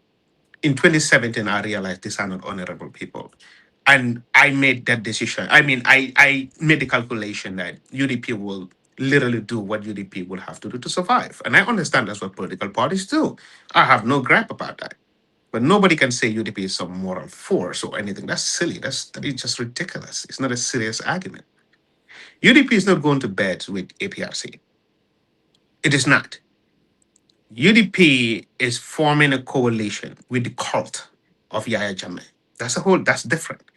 These people have only one agenda. That's Yahya Jammeh. That's it. That is it. Those are the people UDP is going to into coalition with. There's actually no other way UDP can explain this. Usaino Dabo does not speak for the victims of Yahya Jammeh. He can speak for himself, not for the rest of the victims. He is not the only victim of Yahya Jammeh. There are other victims who are not even talking about their victimization. And the fact that Usaino Dabo can forgive him, Dr. Mane can forgive him, that's their problem. Are they saying that if Usaino Dabo forgives anybody, that means the entire UDP is actually, it's not a political party. It's not even any different from the other one-man party government, political parties. I saw this from a mile away. I wasn't surprised one bit. I wasn't, because I told you here a couple of months ago that I'll be surprised if UDP doesn't. They'll be stupid if they don't, because they have to win an election. And UDP forfeited that idea of morality and principle when they got power. So for me, they have no grounds, they have nothing, no grounds, no legs to stand on. They really don't. UDP they're gonna do what they have to do to win. The moment they started laundering people like Sabali's image, Baba Ning Jobate and those people, I realized, okay, these people are not serious anymore. They're here for power. That's literally what they're here for. Any arguments they make about why they're getting into a coalition is just noise. It's about winning. That's literally what it is. And I remember in 2021, they were actually supporting the No Alliance in Foni because they wanted him to win. They really did. And what happened when Usino Dabo rejected the elections? One of the persons, I still have that picture in my head. Usino Dabo, Esa Fal, and Mama Kande sitting down on Kairaba Avenue, pipeline, Usino Dabo's compound to reject the elections. This is a guy, a victim of Jammeh in Usino Dabo, sitting down with Jammeh's anointed candidate, Mama Kande, and the guy who was actually tasked to prosecute Yahya Jammeh and his cabal. That is the essence of that country. There's no such thing as principle. UDP don't stand on any principle. They want to win at all cost. And literally that's what they're doing. They can, again, it's a political party. They can tell us whatever they want. That's up to them. Yeah. But we are not fools. We are not fools. So this whole idea that they're standing on principle is ridiculous. But again, Yeah. I think they'll be stupid not to, because it's a smart political move. UDP cannot be an activist group and a political party at the same time. They have to choose. And now they're choosing that they're a political party. They were an political activist group during the Jammeh era. And I think they still have those tendencies. You can see that in Yanks, right? But the party is a political party. It has to win elections. And political parties will do what they have to do. And in this case, yeah, they will go to bed with the cult of Yahya Jammeh. These are the people who will sit down in Foni Jara and Kansala, literally, on, Yahya Jammeh, with his WhatsApp notes, they're just sitting down listening to what he has to say. These people, entire politics is Yahya Jammeh. That's their cause. And this is who UDP is going to bed with. And no, I mean, this is not a serious political party. I don't take them seriously. I genuinely don't. I don't take most of our political parties in that country seriously. And UDP is not any different from any of those political parties. That's just what it is. Esa, what do you make of it? Yeah, I mean, before moving to that, I mean, you're not another Sidia Jatta quote of them. Yes. No, your reaction to Sidia Jatta. Esa man peripheral. You want to go after Stevie. Yeah, I mean, I think the only unfortunate thing is that his surname is Njai. That's the only unfortunate thing. Oh, actually, we have two guys here. Allah bro. No, Monday. We are not. And actually, I want to touch on one thing too, because Malmo said that APRC runs that government. I mean, the two people running the parliament are APRC people. True. Think about it, Yeah. right? And it just dawned on me: the two people running that parliament. I mean, that's very awkward actually when you think about it, right? The two people Barrow picked to run that parliament. Sometimes you can have mixed match, right? Barrow picked two people from APRC to run that parliament. But again, UDP could have changed this when they got power so that we won't have this stupid unelected people in the parliament. There's no reason why we should have unelected people running the parliament. This is the people's house. These are the people who represent the people. The president should represent the parliament. So again, I don't want to go off on a tangent here, but you said something here just dawned on me that actually, yeah, we have two APRC people running our parliament, literally. It's absolutely crazy when you think about it. Yeah. But go ahead, Mr. Njai. But yeah, Sidia Mandanda, we are not claiming that dude, man. We are not claiming him, man. Mandanda, we don't even know him. I mean, okay. As Saul said, if you go back to our politics in the First Republic, PPP, when it was being formed, everybody knew that, it was more regional, right? Because politics was concentrated in the Banjul. But as he rightly said, most of the people that were even part of that formed the PPP lived in Banjul. In fact, the first meeting, because it started as People Protectorate Society, it was kind of and so it's commonly not a young America, for example, you go to the state like Gambia no Besiakalko, Alnanga Kafok, so that we, our own welfare and all that. So those in the provincial area, Median Kanasti in Banjul, I feel they were being excluded from the politics at the time. So association of form, Protectorate People's Society. The first meeting was held in the house of one of the sons of a former chief in Gambia. I think it was around CRR anyway. So when the meeting was held, it was held in Banjul. It was later that in other Basse Mansa meeting, okay, the chief conference, when they changed it to, because they also were interested in conversations around the new constitution at the time, but they realized that, if we're not political, we may not be able to have say in this, right? So what I think that it metamorphosed into People's Progressive Party. Initially it was Progressive People's Party, but I think with the nomenclature, English, you cannot say progressive people, meaning only progressive people are part of that party. So they change it to, Protectorate People's Party and then People's Progressive Party, right? It all comes to that. So, but the people were living in Banjul at the time. Now, it was around regional mostly, but also in politics, yes, tribe dunda jele. With the UP and the PPP at the time, all those ketale, we have seen that. I mean, coming to the Jami era, the Second Republic, I mean, it became more manifested. The political became more of identity, but also at the beginning, Yajibe Ibrahim. To be honest, Yaya Jammeh, when he came, he was embraced by the entire Gambian society. Maninka Jamal Yaya Jammeh support. If I tell you today, the family Jamal Beje, they supported Yaya Jammeh at the time. Throughout the presidency, Ala Mansa Kunda Bey, they supported Yaya Jammeh. These are close family members, right? So Yaya Jammeh was winning in Mandinka-dominated settlements. Namanke Bakau in Kianti, and in Badibu Domandinga, because Badibu Kolialum, you told him laugh, and Kabaya threatened. It already started. So Ntolu Mayem Batande. So these things happen, and then another Jamet Barrow time, Moria Jako, it's in their best interest. If you use these cards, you easily win elections. So a continuator. And at some point, as you said, Molka Molto Kondomoda Mamoile in Gambia, they just hear your surname and then say you belong to this tribe. Yeah. So I said, Santa de could fend. I had my own experience in 2018. The first mayoral election, you remember, the new government was held in 2018. There was one of my students who is actually, I think I can mention the surname, anyway, the surname is also Njai. So we were talking in South Africa at the time, so the elections were coming, this election that is coming, it seems like Tali Bevinale. Yeah, it seems like why esa konya diamu lolu nagara de nkai lo konya hanga sauce yi nkai ko sauce yi. What do you mean by sauce yi? So a click that no kana konya ko hana yo sauce nga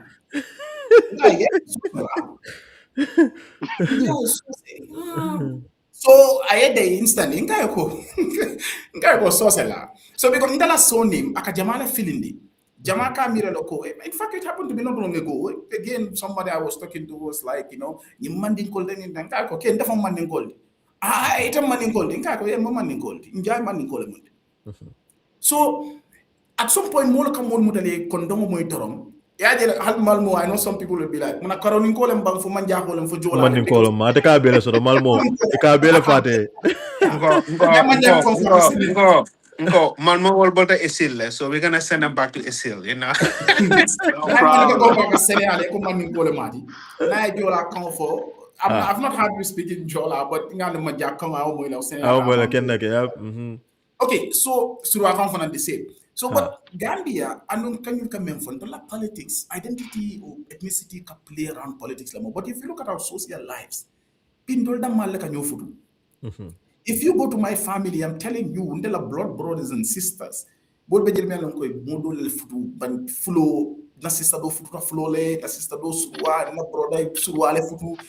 at some point, you don't say, oh, no. Need left out love. Kano. Yalam become what you become when you munisi carlet. That model be any family can simply because well malafi is sido the food with left a kafutu and that can. Yeah. The person doesn't belong to my tribe or doesn't identify with me, so but none of the political, I always tell people, to back it because politicians use this to their advantage. That's it. Now, at some point, you think of Sidia Jatta, somebody like Sidia Jatta, a Karamonteng, a Kumanta, Makamunteng, a Fenteng, running this house in that country. I listen to my Muna Cafe, how, but President Barrow, President Barrow. You know, all of these people, we need to be very careful with them. Ulana Maimuna wall. Yeah, Maimuna Jelevensi went to Kirfatu the other time, complaining because he was not having access to even President Barrow. Did you listen to that carefully? Yeah. President Barrow manke mo jawdi, President Barrow manke problem. All of them will blame the people around him, the people surrounding him. But nobody will specifically point to President Barrow manke problem. Yeah. Problem. There's another guy. I don't even want to mention he's an idiot who used Islam or religion, I know what you're talking about. Yeah, he's on TikTok always. Kala video sitting Fenka and all that. This guy, Kasile Jang, Momodu Sabali and Fatuba Barrow went to an event, a Christian event. The Fenko was there. I don't know whether it's a pastor or whatever, May Alonkabe, Duakanum and all that. He went and attacked, Momodu Sabali. Inabe Fatuba Barrow, Yenafik di Mamuna Nemandia Fatuba Barrow. On Salung of President Barrow was a state house. Ako imamo like a fitno will in the Bangkok. Hamad Ba said the same thing. An African matter Hamad Ba attack Akajina President Barrow. What kind of disgusting human beings do we have as Gambians in that country? They had by all the issues Professor Moliako. He told they are better human beings, so they are saints out there. Ekoka say Humbalo attack for all the because these things I mean NPP thrives on tribal politics. You want to use in 2021 to win elections. Ika from local UDP ni nata jang ibenye sidol be bailal. Usedo dabos la musu float be manke manding code. So eba fala ko useno bala fenkol ala bon me alam kani because one family that abe kala nyadil. At the end of the day, what don't be manta but 2021 nyeke to win elections and it's the same thing that is continuing. So you come after say Humbalo ko and Maninko Lekom, Sidia Maninko Lekom. But Adama Barrow as president drives on this. Like the same thing the pedal. Barrow himself does that. Munatina, you're not talking about those things, right? So until the politician will come and can a favor at any time it can use. And unfortunately as citizens, we easily fall for these things and we follow them. You look at Sidia Jatta. Again, sometimes when I look at Gambians, I can come far like to the extent that Sidia Jatta Manta Amankaram, Kabirinda graduate assistant Yalangamra UTG start no Hanisa Amabang, Woman for alla files all from they are missing or not. The guy can see, I mean Bekejang, Itakatara you see Gambians in remotest parts of the country, didn't even have access to clean drinking water. Right? Literally everybody has turned to be a beggar. Not only be near a telephone phone, killing now. There is a message me maybe Malamoy, Hanisai. Because you don't know what you understand? Everybody has turned to be a beggar. Now this guy, will be there alive. I Mansonolo in Salaji or somewhere, living there comfortably. I will live be enjoy na pareta na sanjulu kono sinya killing I na nene kotengal karjo dina alia deal they just there to better their own lives. It is time you start thinking. When I engage some people, they'd be like, but all these people, politicians are the same. I said, look, that is the beauty of democracy. If you feel like the NPP is not doing good, look for DOI, or UDP, or GDC. Bring in one. Right? That's the beauty of democracy. So you cannot continue justifying that all politicians are the same. No, that is not a justification. So what happens in that country again, Malmo alluded to something very important.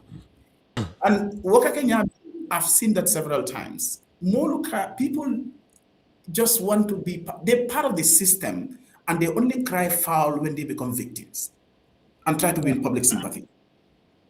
Like you said in Abu Bakar's case, Mandela Facebook, I did not even know that he has been doing that. Just imagine. And now he's winning public sympathy. The same thing with the Omar Jallo guy.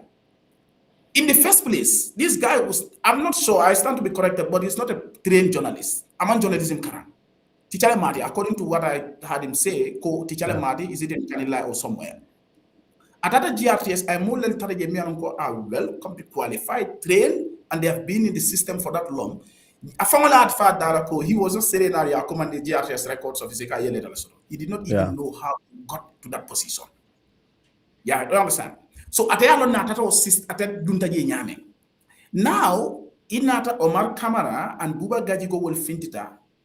Everybody knew what information of Futata will Nyaman. One night they came out and said, this is what happened. If fintita Tilibulaba, Yefani and Deko, it's a lie. Now, in your letter, in the last statement I remember, he said clearly, he did that because he thought that was a way to resolve his problem. But now, it worked. That guy was returned to the vice president's office. He will still Omar Saiboni because he will never come out to say but simply because Alafta Menna Wolaman Soto, then he had to come to play victim card. I'm a victim of the system, and all that. No, it's not going to work. Yes, I'm with you. I disagree with Malmo on this subject last week. We talked extensively about it, but I'm totally with you. I'll just go for me organized. That's not a problem. But I'm with you 100%. This Umar Diallo, now sort of, if he had his way, now sort of after Menano, I'll go for me from organized life. You will never hear from him. But because alafta men na wala man soto, now yalo no ko sign de abe tinyata la tinyata. That be tinyata do ko mono mota min na say anga banko ke jedo mbeti be for it. And that's it. Now you come to the people. Well, I'm not, if you listen to Nyao, I might disagree with certain things I would say, but I come kidding for the akai ko ite fonga no ko idundo system moto nyami. Akai ko you were used. And it's true. Omar himself said that be sit na do later some na. Muna dindo system ko no Omar yalo no ko atama training soto. My experience soto, my exposure soto. Yena do on GRS bam rek tabling change of government I do the GRS, QTV, GRS, then bam yesama office of the vice president.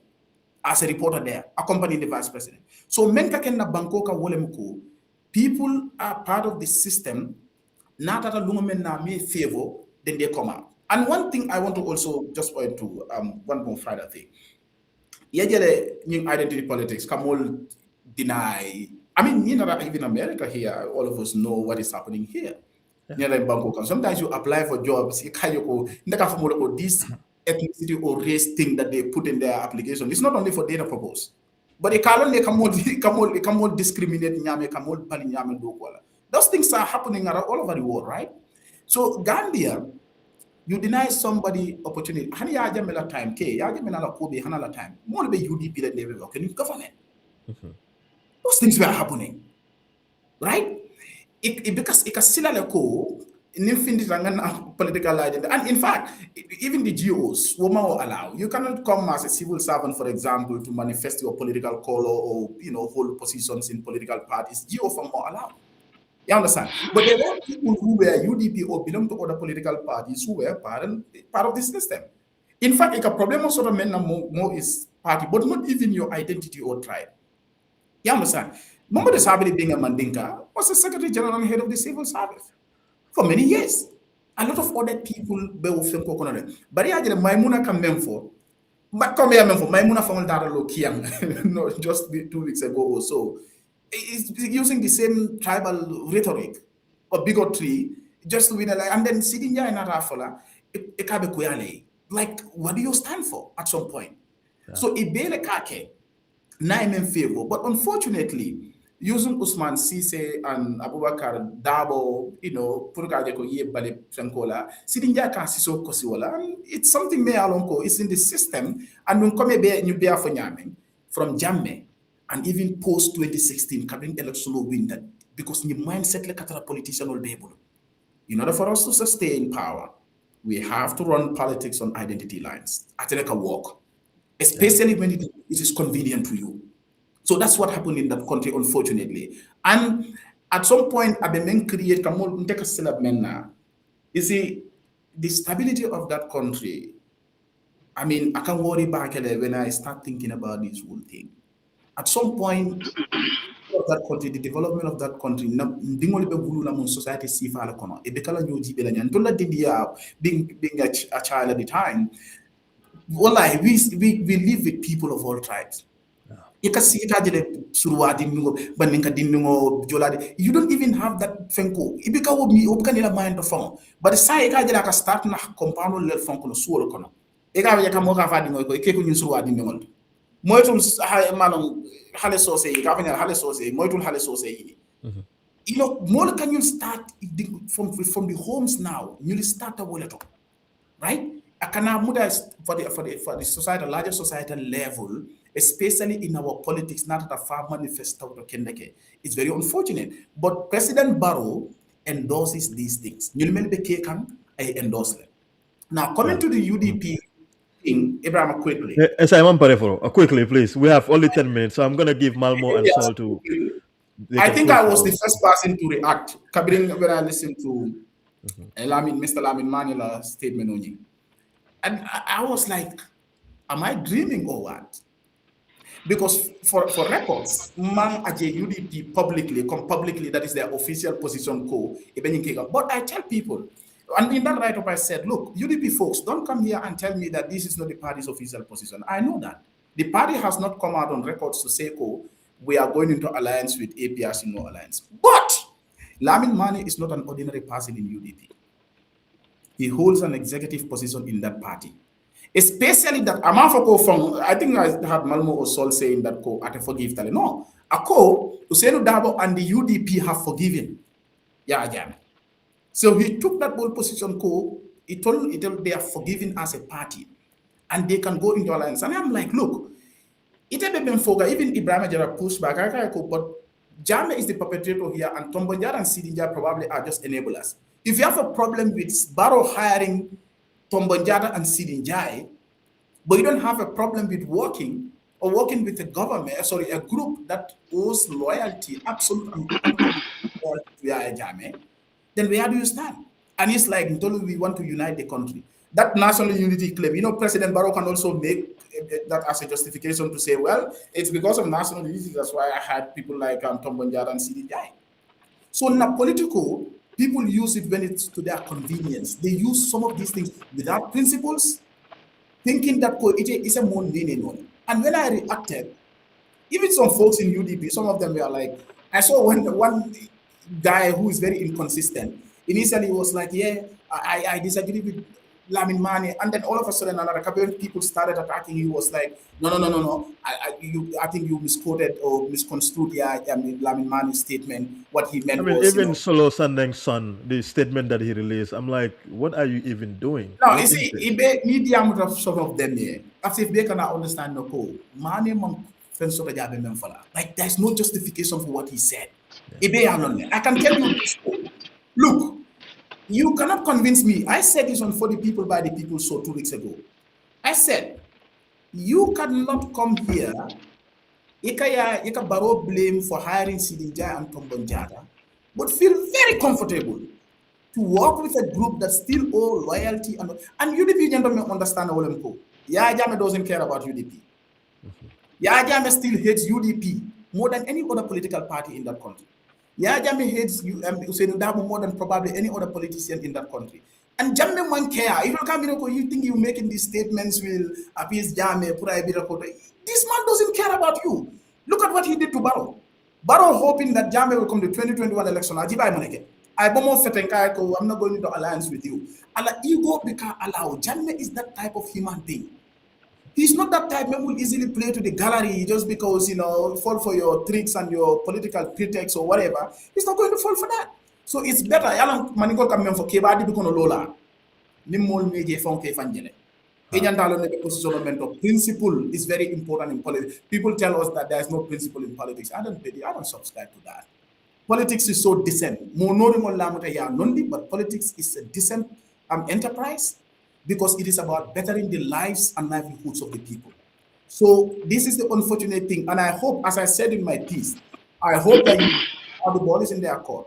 It's either they distance themselves from those unfortunate remarks from Lamin Mane, or then people will treat them as the same with the NPP. There's no difference then, which is very unfortunate.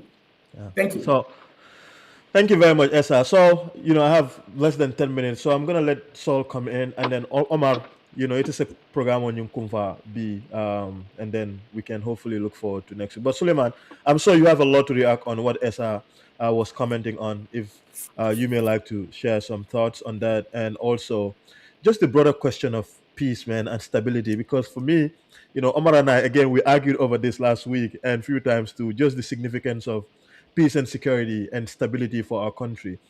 Obviously, nobody wants this. We decry these unfortunate things that happen in the country. These unfortunate comments that people very irresponsible, and it puts us in a position where people get angry because the country is already so bad. There is lack of gainful employment. People are suffering. People are dying every day, and then you have politicians that make it a point to make irresponsible statements like this, and so there is always a question of how do we make sure people understand and also realize that, look, we have a very fragile democratic system, we have a very fragile and young state. How do we safeguard our peace as a society? So I think that's also important. If you may shed some light on that, how do we make sure that people are responsible? I mean, you have already, but if you address that general point and also your reaction to whatever Esa has said. Sure. I think Esther touched on some really important things here that you and I have also talked about, right? There are tribal sentiments or ethnic sentiments, whatever you call it. Like, for example, or sausage sinjele dekabi, new surwal ning, blah, blah, blah, new jolal ning, those things. I mean, because Yaya Jammeh himself, Yaya Jammeh did not exist in a vacuum. Yaya Jammeh just did not wake up one morning and said, I hate Mandinkas. That's not how it happened, right? We also have to understand why that happened as well, right? There's reason for that. That doesn't mean that that reason is justified, but there's reasoning for that because all of this exists in our society. They are all part of the Gambian society. But I would say most of this tribalism manifests itself in our politics, not in our day-to-day social life. It just doesn't. It really, really doesn't, right? I grew up in Charlestown. I don't know any compound that is just exclusively one ethnic group. It doesn't exist. I don't know one. My boys quarters in Charlestown. We have Dumbias from Nyofele, you know. We have Bojangs from Tujereng, Jabangs from Tujereng, you know. We have James from Jambanjeli. I mean, we have Mbalos from Bureng.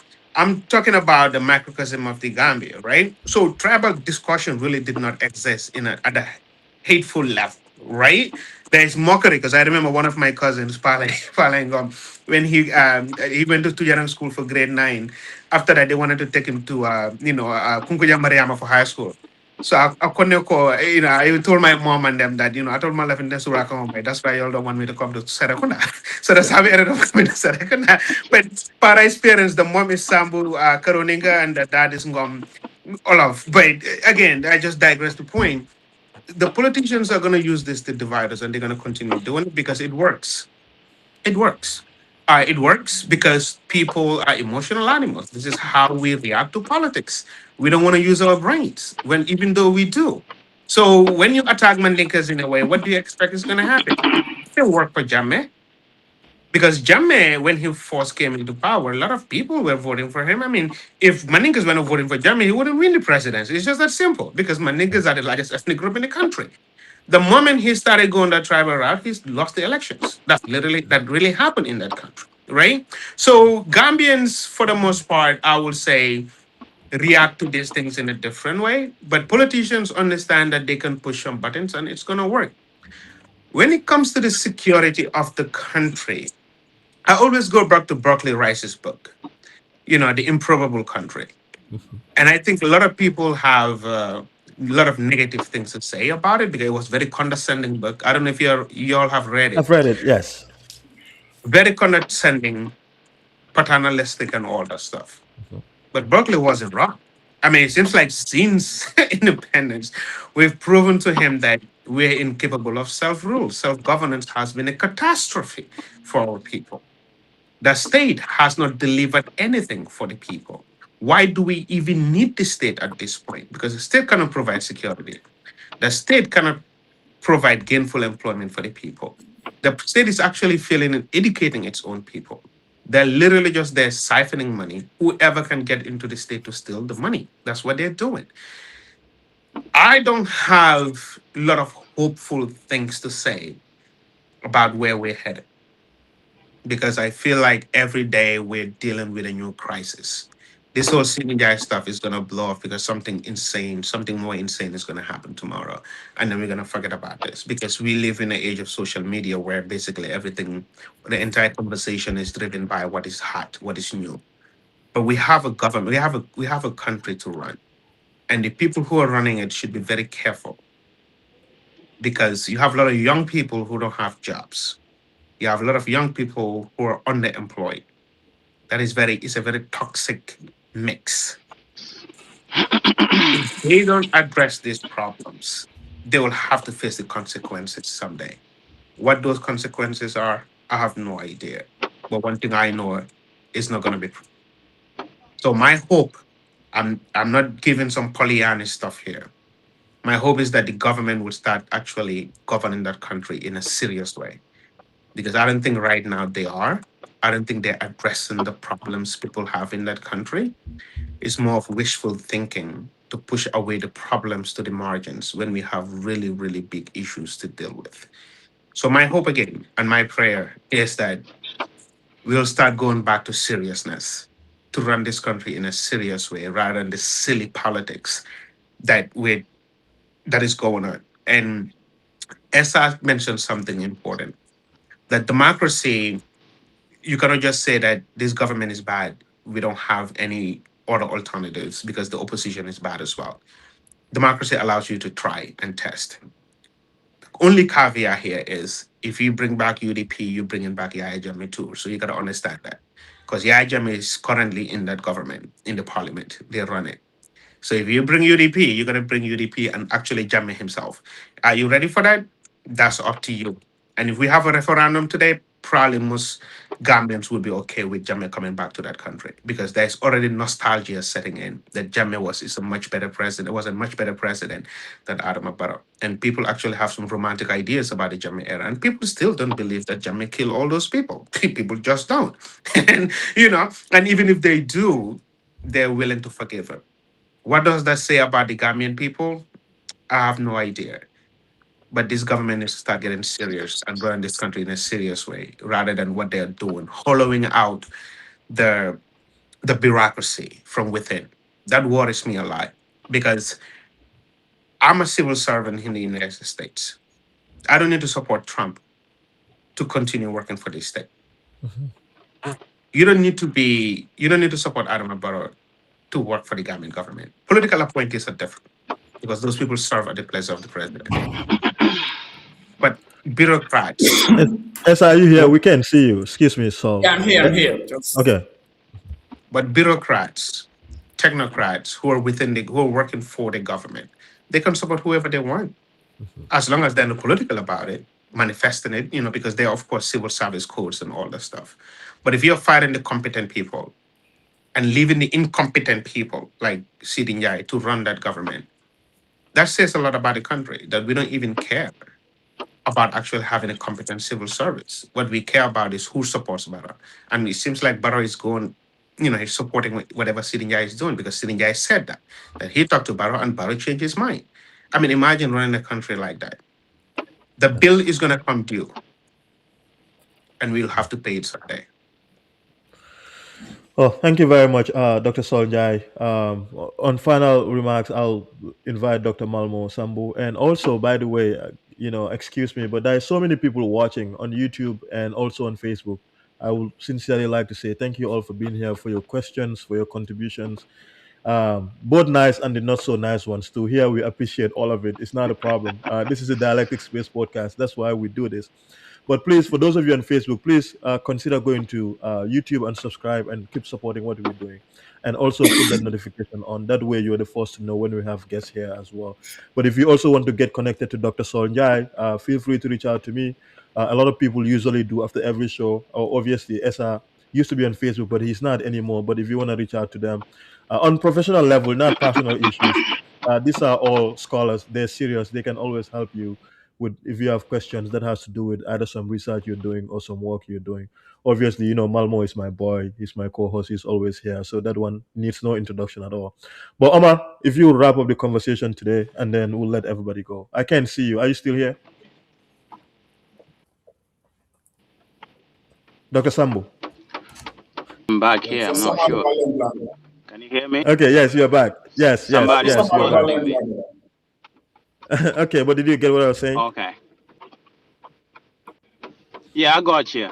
So Okay. let me say where I want to conclude on. Initially, I will talk a little bit about Omar and I will look at UDP Nila Nyifenko. But before that, there is this thing that I kept telling people from 2017. When this government came in, they call it New Gambia. I told people that the New Gambia, the strength of the New Gambia lies in its vagueness, because everyone describes it as per convenience, like we said, politics of convenience. Nimbia made a favor, this is not what we voted for. But what exactly have you voted for? So this idea of, a new Gambia is also in here and there, its strength lies in its vagueness, because nobody really understood what exactly it was. Because even if you listen to Halifa, he will tell you, no, people told us that Najam made them wreck. Najam made them wreck, mo lan. Legi comme fuñ toge ñi nane nabaroo dem then lan mo fi tok, because we need to examine those things, and then to examine that we need to examine the existing opposition political structures and what exactly are their ideas. That is why when people talk about UDPs, because it's the biggest and it easily could form a government, but in the way they do their things, we definitely need to examine it to make sure that we have the right government that would be ushered in after this regime. Just like we would do for Taliban, Mama Kande and other people, it is important that we actually scrutinize some of these political parties and what they do, so that tomorrow when they come in, we don't also actually call it, another new Gambia that would only have its strength based on its vagueness, because then we are not even clear what part we want to take as a people. But on Omar's matter, often I try to look at that from a social, cultural context.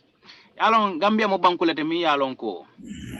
When you're, of course, I will not put a lot of excuses for people. First, I think he's a trained journalist. He was a teacher and, of course, changed career, did a lot of schooling on journalism, worked at QTV for a couple of years, and then moved to the, national broadcaster. How all that happened, I wouldn't know, because, things happen, and sometimes you might need somebody to help you to get somewhere. It might not necessarily be ethnic or whatever, but of course, people could lobby and people could actually try to get jobs anywhere they feel like it's comfortable for them.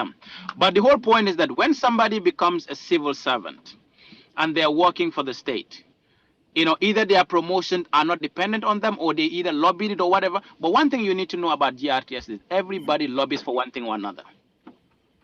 That's how that institution is. And many a times it's not based on the level of experience here and there. Its governance is such that it's who I can trust to bring to the corridor of power.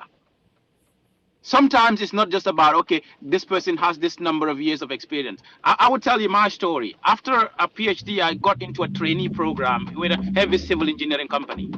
Company or whatever. After 10 months, I actually got into a bigger company that was overseeing our projects as like, project management consultants who were like overseeing what we were doing. Now, in a smaller company, I was a trainee. I moved to that bigger company that's worth billions of dollars as a senior manager. Who moves from a trainee to a senior manager? If I actually put that on my resume, probably someone would say, hey, how did you actually get there? How did that happen? But in the Gambian context, we will say, Yamara komsi fatam fanso, Yamara kulende, Yamara mola mamakwe. But elsewhere, we think it's very normal. It could happen. So in the Gambian context, it could happen. But minketa Omarla, let's say first, if a community invited Sidia and invited Talib, why would Sidi say that Omar should be called for questioning? That is where the nucleus of the problem is. To claim that this person needs to be called for questioning because Talib is invited. For Talib manga Gambia dimoti. For Sidi Njale la banku di yabe Talib nyato. For Sidi Njale ba furu Talib tiba.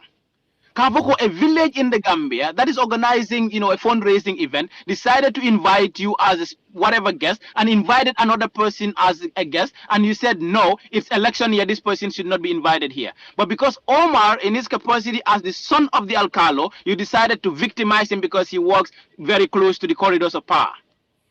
I think that is not right. However he got his job, I don't know. But doing that to a Gambian citizen who actually could work in any government institution, to victimize him simply because his community, invited an opposition figure and also invited you is wrong, first. And again, when our parents get involved in our individual lives, it becomes very difficult. And these things are, structurally embedded differently in different cultures. True. My mother is typically Mandenka, Uncle Saul knows all my, my mother's family and all of that. So, but, they'll let you speak your mind and, of course, give you those opinions. But there are people whom you know that, let's say in certain societies, and there are people that would tell you, okay, hey, and what happened in this case is that Omar's father came with a whole delegation to actually, talk about this matter. And then he was compelled that, of course, somebody went to the media and said all kind of things. So this guy need to come out and say, we are already trying to address this matter. In some societies, if it is me, probably my father wouldn't say, what, go and write this and then we bury this, or, this is what they said. But in other societies, they were like, hey, moro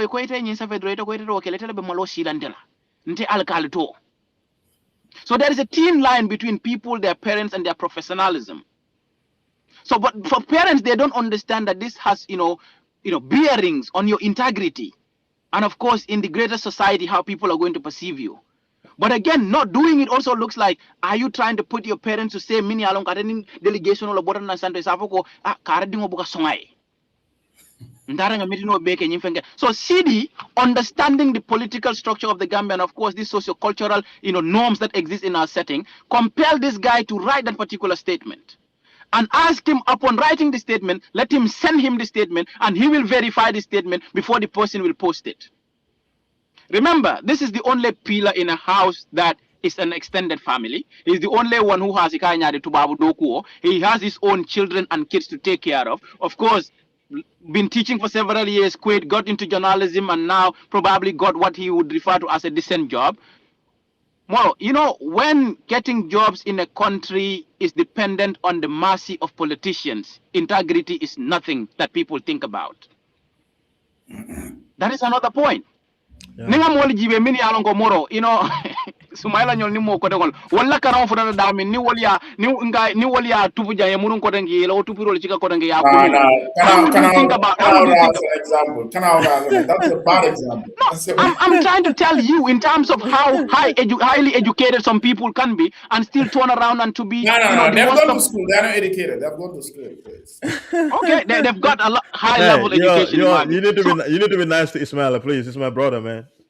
So Omar Lafenko, look at it from a sociocultural context, and that is why there needs to be a lot of awareness that we raise to our people, our parents, and all. I don't know how many times, even this Usain Obojang's case, that people will go to my parents to report, people will go to family members to report. They are trying to use those people to compel them, to pressure them, because one thing about life is, no matter how difficult you are, there is that person that you cannot say no to. And when people know that, and that person also understand that nyinta balan nambulu, but wala nyantiete makoila by not even coming to you with those kind of proposals. But ni wala meta makoino and they're pressuring you to do that, they compel you to do things that would definitely have a long, standing bearing on you. Of course, if Omar had got his job back, maybe those things will not come out. But let me tell you the fact. Omar was coming to me. I know everything. Omar la air ticket was with me. Omar la najang, there was nothing me and the kumpaje. Everything that happened there was let me just explicitly say that here. Everything that those people said, I told them. This audio that Watson Gambia posted, I got the audio since the day it was recorded. But it was never like, you know what? It's not right. His fourth child could actually give birth to you. Because you think you have power. You are a demigod that you can actually, sack people, you make them lose their job simply because an opposition is invited there. If CD did not do that to Omar, Omar will not get to the point of being compelled to write or not to write. Because one thing is, there is what I call in the Gambia, forced conformity and silence through threats of job security. Moroni lafta doku ebe andu yalla nako Gambia doku soto masoni awodade asoni ara maybe ndenite bulle bar modol be jele. There are people with degrees who cannot get jobs. They've been doing internship for the last 10 years. We know that. And we know that you're paying people salary of bena 10,000 mi yalla ko nyama ne bodo ni luaso bondi je ni bodo santo sa delo sai sai ni ta fore la doku wala karafala because people live from hand to mouth. Moro foro ya buka keno fuari yako no. So when you talk about integrity, it's not for the people who are living on the abject poverty and who is the only pillar of a family that is an extended family. Ni fama kamin fa wala nyindiko itela kantolo balu nintolo fengo bebe itela bula min fo sidi wala nyindiko ni nyimbo bay do wala atam fala de baraban torala le. For a child to watch your dad literally crying before somebody he can give birth, you know how that feels? So sometimes we Yeah. put aside integrity and talk about, let's emotionally attach some of the things to it and understand, the thin line between Tola family and the presso and the kind of things that we represent for those families. Nembi mo koy banda banana do ko la jara mo jalla balla, domoro la suko. So those are the things sometimes actually that you don't, because this guy's father was like, don't be selfish. Kana aja ko itela integrity say nita ko ite bela integrity that normal and told me along ko maybe 10, 20, 30 of us are all depending on you. Where will we go? So near ko mo jibe do bi jebuka integrity je. For ya integrity man ku woto moro. So what I mean Um, until Anyway, we yeah. uplift our society to a I think level you're we gonna give it cannot. just 1 minute. I know, Just one I'm Esa, minute. I'm I'm no, Esa, I cannot I'm debate done I you with mean, with that. just this one. 1 minute, like just 1 minute. No, everybody will I'm have done one with minute. that One part. minute to wrap up. Everybody will I'm have a done with that part. concluding There was a message. second part.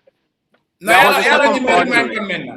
Aber remind Uh-huh. kan na UTG politics la the alliance the alliance politics when we used to bitterly disagree. That's Chance a that debate for another day. Ngado songo la lundo lo ngombe kella Ismaila la kuala. kakalo for boy please No, Medani one please. thing one thing I want to chime on is watching the TRRC. These things came up a lot. Yeah. We're doing this for survival, right? We had to do what we had to do. I remember vividly Babanding Jobate's testimony, right? Because he was the AG, I believe, that time when the 12 those people were executed in Mile Yeah, 2. he I was there for interviewed this. him. Hmm. Yeah, I mean, and Sonko, you're privy to these things because you were Yeah. on the inside, even before some of these details come out, you already have information to this. But most of what was happening, most of the people at the TRRC and even the Johnny Commission, they were just surviving. Because again, the state is the only survival mechanism for many of these people. They have to do what they have to do. And as long as we're having disparities and just poverty in that country, we're not going to have an honorable state. No. That's just what it is. We're not going to have it because people have to survive. It's a survival thing. People have to imagine somebody like Sidia. If he doesn't do this, what is he going to do? What exactly is he going to do? And he's not an anomaly. Yeah. Many of the people there, this is what they do. This is their survival.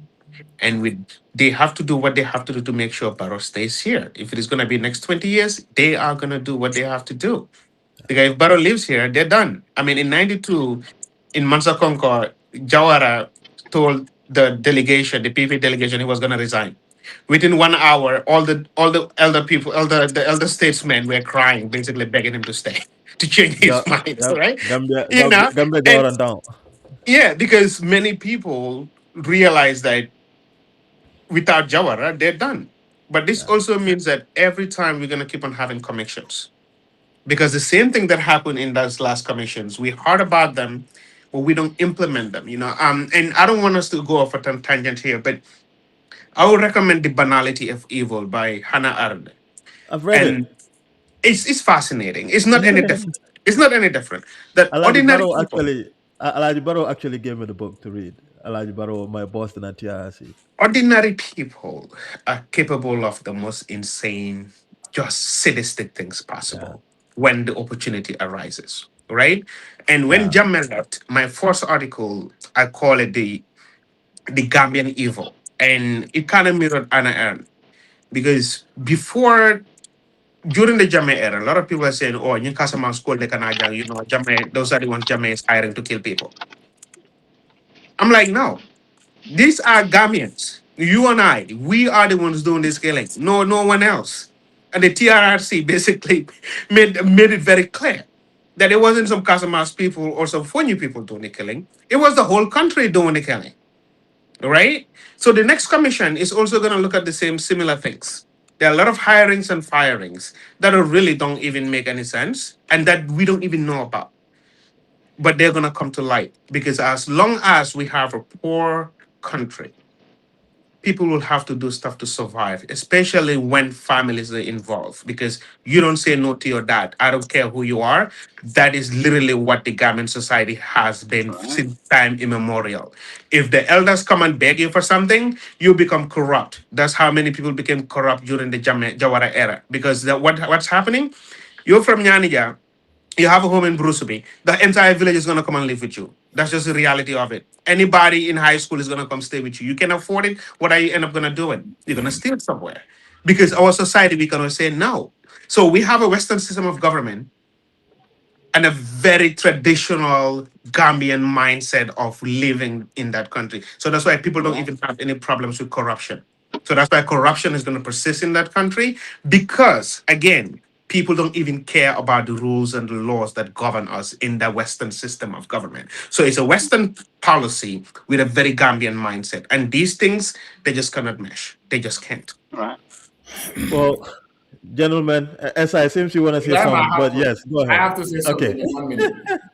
Okay. Well, I mean, should I say I understand all that what they're saying? I mean, but you see, the thing is, Ibrahim, for Molila Alala. That's the bottom line for me. No, you see, No, no, mambalang. come on. I'm not creating The excuses. sociocultural part of it can be for thing, alpha. Okay, that sociocultural argument thing, we cannot even, bring it in isolation or put it in isolation from religion, from Hanidino from Nakaro, right? Because we're religious people. Ndola dino ye amari menna, ila alpha noma, ye batum, ye kumo men for song ala fun ye yamar ala sokola. Fan ya form ala sokoldi. Do you agree with me or not? Of course. Okay. Eza, I don't want to cut you off, but in Tole society, the No. whole Gino, no, ibadu, right? Okay, The go whole ahead. Gino coming for them. Nimanke tula de buka se usubodama, right? But nothing matters, bro. You're fine. You can do whatever. So people are not as religious as we. They're not Okay, no, honest. no, Right? They can example go of pray and all that no. stuff. You I'm know. just giving an example. Ko the argument with social culture mo be alo na ko ila alpha ina tala ko mo mo be olo but ofan ka tama to nya ni tili ngono kam and ndeka mem fo the argument ko mem be vrai comme okay ila job ni bay do ko wala be balula nyaadile ila family be fenka saintam omar ya bay do ko la famandara ji ngamara saintam abe balula nyaadile ko fana nyinin kan Wala nal nyantan donate la. Nga go for me. Alin donate. Wait a minute. You're doing a so you know the guy and you're doing a fundraiser for him. I'm telling you, man, dude is doing a whole fundraising for this guy. I'm like, man. Okay, manbo be ala man lale. Yo go. Okay, alright, go ahead. Like putting other people on the best, especially many along ko inatale findita ye kumo for me along ka ko ite fair. And some of these people, to tell you, afamoni diamutane. You understand? Now, for you to come kafoko a monkey simply because, okay, let me not say simply because ilaf palaso le sotola. And the inada kafo mole ko nga kele numpuruka na palaso soto because mfama le konye tening and all that. I am saying now, look at me for kondi photo ila palaso la, ite la kanyulu balundi, ibebe jikiri tella, saya mantara do palaso nyenta, aba balula nyadi la saya. Let's talk about that then. Because alka membe for wole mko na fota la palaso jumala bala mol balundi la. Wala nan ko fo moela alala. Whether na mol religious talebe mar religious ban that's another thing. But it be a mandore nyim palaso. A fama na bama na document na dingoli be balula le. Yeah. Abe kelele maybe differently, but it be balula le. So at the end of the day, nka mem for the nim ko ben beta la senes to han yalon na dulato foare ala beje integrity be ka fenga no foare ko maten and all that foare nyala. At the end of the day, people are going to take this as an excuse code. Well, mba kelele at the end of the day, mpare ngana foko well, yala man choice soton mfuare atele man doku le soton nga yin doku bla mbekele and all that man. So membeje wole mko I can organize when these things I can understand when these things happen ko. For example, at all initiative mentor. There's nothing wrong with organizing a fundraising for him or GoFundMe for him. There's nothing wrong with that because you are helping somebody who is a victim of the system. That is true. I agree with you entirely on that. Ko Omar is a victim of the system just like anyone else. But at some point, ka funding they have a future. Ye hakil to nyin sifado. Because come na for Omar la goal momenti natar nunko ayawa sotono up to this day. Omar Saibo and Buba Gaji go mele publicly to left into kanyim for ibekela gulolti in the eyes of many people today. But because alafta men na wole man sotono, then you have to come out and tell us that Sidia Jatta and all those recordings maybe fintila sign. I understand his situation. And I understand the dadless situation of and all that. But at some point, Funding kewol hanamadingo in general nyantangala alala. Na balu mantra mo mantra masakunda bulu. This is the bottom. For me, that is the point. Ni manla alala, you just subject yourself to this nonsense. At the end of the day, even if nobody will respect you again. Because yala Omar yenye memfon foten. Fona manke Sidia record. Ni recording man fintiten. Do you know ko model beje they will still doubt him because it family fintiten ko man soto. In other side ka soto there is no evidence. I need recordings man fintino. There are people who will say mbelala mune famala because atela ko teng atela na ko teng. So wala na hadama dum nyante hakilotu. Ye integrity soto yela alala ko ila balu mantra mobulu. Italy ke la katakola ke the rest ya beto alabo nga mol tele victimized from the system itata they went ahead ye call soto meli alko wado do be lu koro do be je fire feteng pour la kairo ya soto ko do be je wal katale la kairo tema na manke na la kairo soto la so fo mol la alala nyim manke do kon ka sallen ka sum no it's beyond that. Yeah, That's my fact. gentlemen, we have to leave it here. Everybody knows Ibrahim. Sidia is I know. something out there. See, I mean, yeah, and I think at this juncture it'll be appropriate to say that the young people who are arrested, I feel like that almost got lost in the conversation. Omar Saibo, Immortal X, Ali Ujalo, my brother, Hakim Ture, Galas, and all the other individuals who are arrested. I'm sure they are in high spirits. They're wonderful people. These are people that care deeply about that country. And I saw Oblige, Fati, and LS Camara. These are people that volunteer always when these individuals are taken by government to go and represent them. And I want to send a special shout out to all of them as well. But also to the general public to say that, look, this is a collective issue. If they charge these individuals, if they're taking them to court on Monday, go and show solidarity to them. Go and show to the government of the Gambia power resides in the hands of the people. That doesn't mean it's a call for violence or it's a call to go and attack or vandalize any property. No, it's a call to go and show solidarity. It's a call to make your voices heard Are by you going to showing take up. them to court, Ibrahim? Huh? Are you going to take them to court? Yes, that's what I heard. Because Ablai Fari actually did say that they said they've charged them. And I'm like, what could they possibly This charge is them so with? seamless. Look, yesterday, they lost another case, another embarrassment. The three ladies, women that were charged with this FGM case. Huh. They lost that case again. Yeah. You want to take these people to court? What are you going to charge them on? Yeah. So But they have. Mhm. the court stuff, really, this is just state tactic, right? They want to exhaust you, right? Because the state they have all the resources to destroy you, right? So they don't have to win. They really don't. They just want to exhaust you and It's a shame. just It's a literally shame. keep it.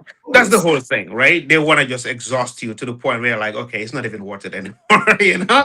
And the state is not going to stop. They're just going to continue doing it. But yeah, um, but the laws, though, we're still governed by those Yajame laws. And those But the laws thing are is still that in the there is books. not even a law that you could use to charge these folks on, because if you are going to do a demonstration outside with the PSC, that's not even there. These people were going to use an enclosed place. That is the monument at Westfield. Nobody They don't, needs. the state does not care. They want to make sure they're sending a message. They don't care. They're going to send a message. I mean, it's like what Trump is doing here, right? He's going to lose this case, Comey or whatever. The point is, they want to come with the might and power and the weight of the state to make sure that they literally just make you suffer. That's the whole point. They don't need to win. They don't need to lock you up.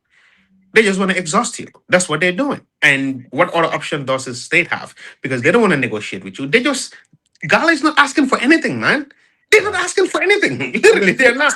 few of them already have an ongoing case that is not resolved yet. So what are you going to charge them on again? That's They don't principle of care. They violating the don't principle care. of double They don't jeopardy. You're care. still gonna use the They're same just gonna public. throw the book at you. They don't care. They want to throw the book at you, take it to court to the point where you're just gonna be like, okay, I give up. That's the thing. And they're just gonna keep on doing it. They're not gonna stop. They're just not. It's a tactic. That's what the state does. Because the state has the power and the resources to do this. And they know people are gonna resist somehow, but at some point they want to break their will.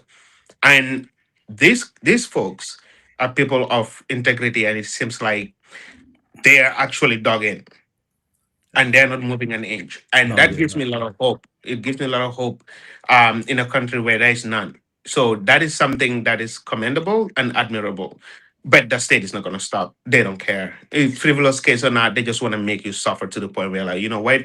I give up. And it's also the incompetence of the state. The state is incompetent. It's not doing anything for the people. So it's going to give you a show. And this is a show. And, you know, we are all part of it now. Yeah. Anyway, we'll have to leave it at that, gentlemen. Thank you so very much, Dr. Suleiman Jai, for being here. Thank you very much, Esa Jai as well. And Saul, by the way, Esa is doing his PhD as well here. So both of you should definitely connect. I'm sure there'll Nice. be a lot more. We should Yeah, definitely connect. I used to watch his shows on, I think it was good Kirfatu fun. back in the day, Yes. right? Mhm. Yeah. Definitely. No, you should. Where you at now? What university? University of Denver, Colorado. Oh, wow. That's a good school. That's where, Offset. are you at the Cobell School? No, not Cobell, Margaret College of Education. I'm doing my PhD in higher education, but with research interest in the intersection of politics and higher ed, looking at civic engagement, by university faculty and students. So that's Nice, basically, nice. potential dissertation topic. That's what I'm trying to work on. How higher education institutions through faculty and students contribute in strengthening democratic governance, specifically in the Gambia. No, we definitely need to connect, inshallah. I do see your commentaries on the community of Gambian listserv. Yeah. I haven't been on there in a while. I used to be super Now, active there. nobody comments there now.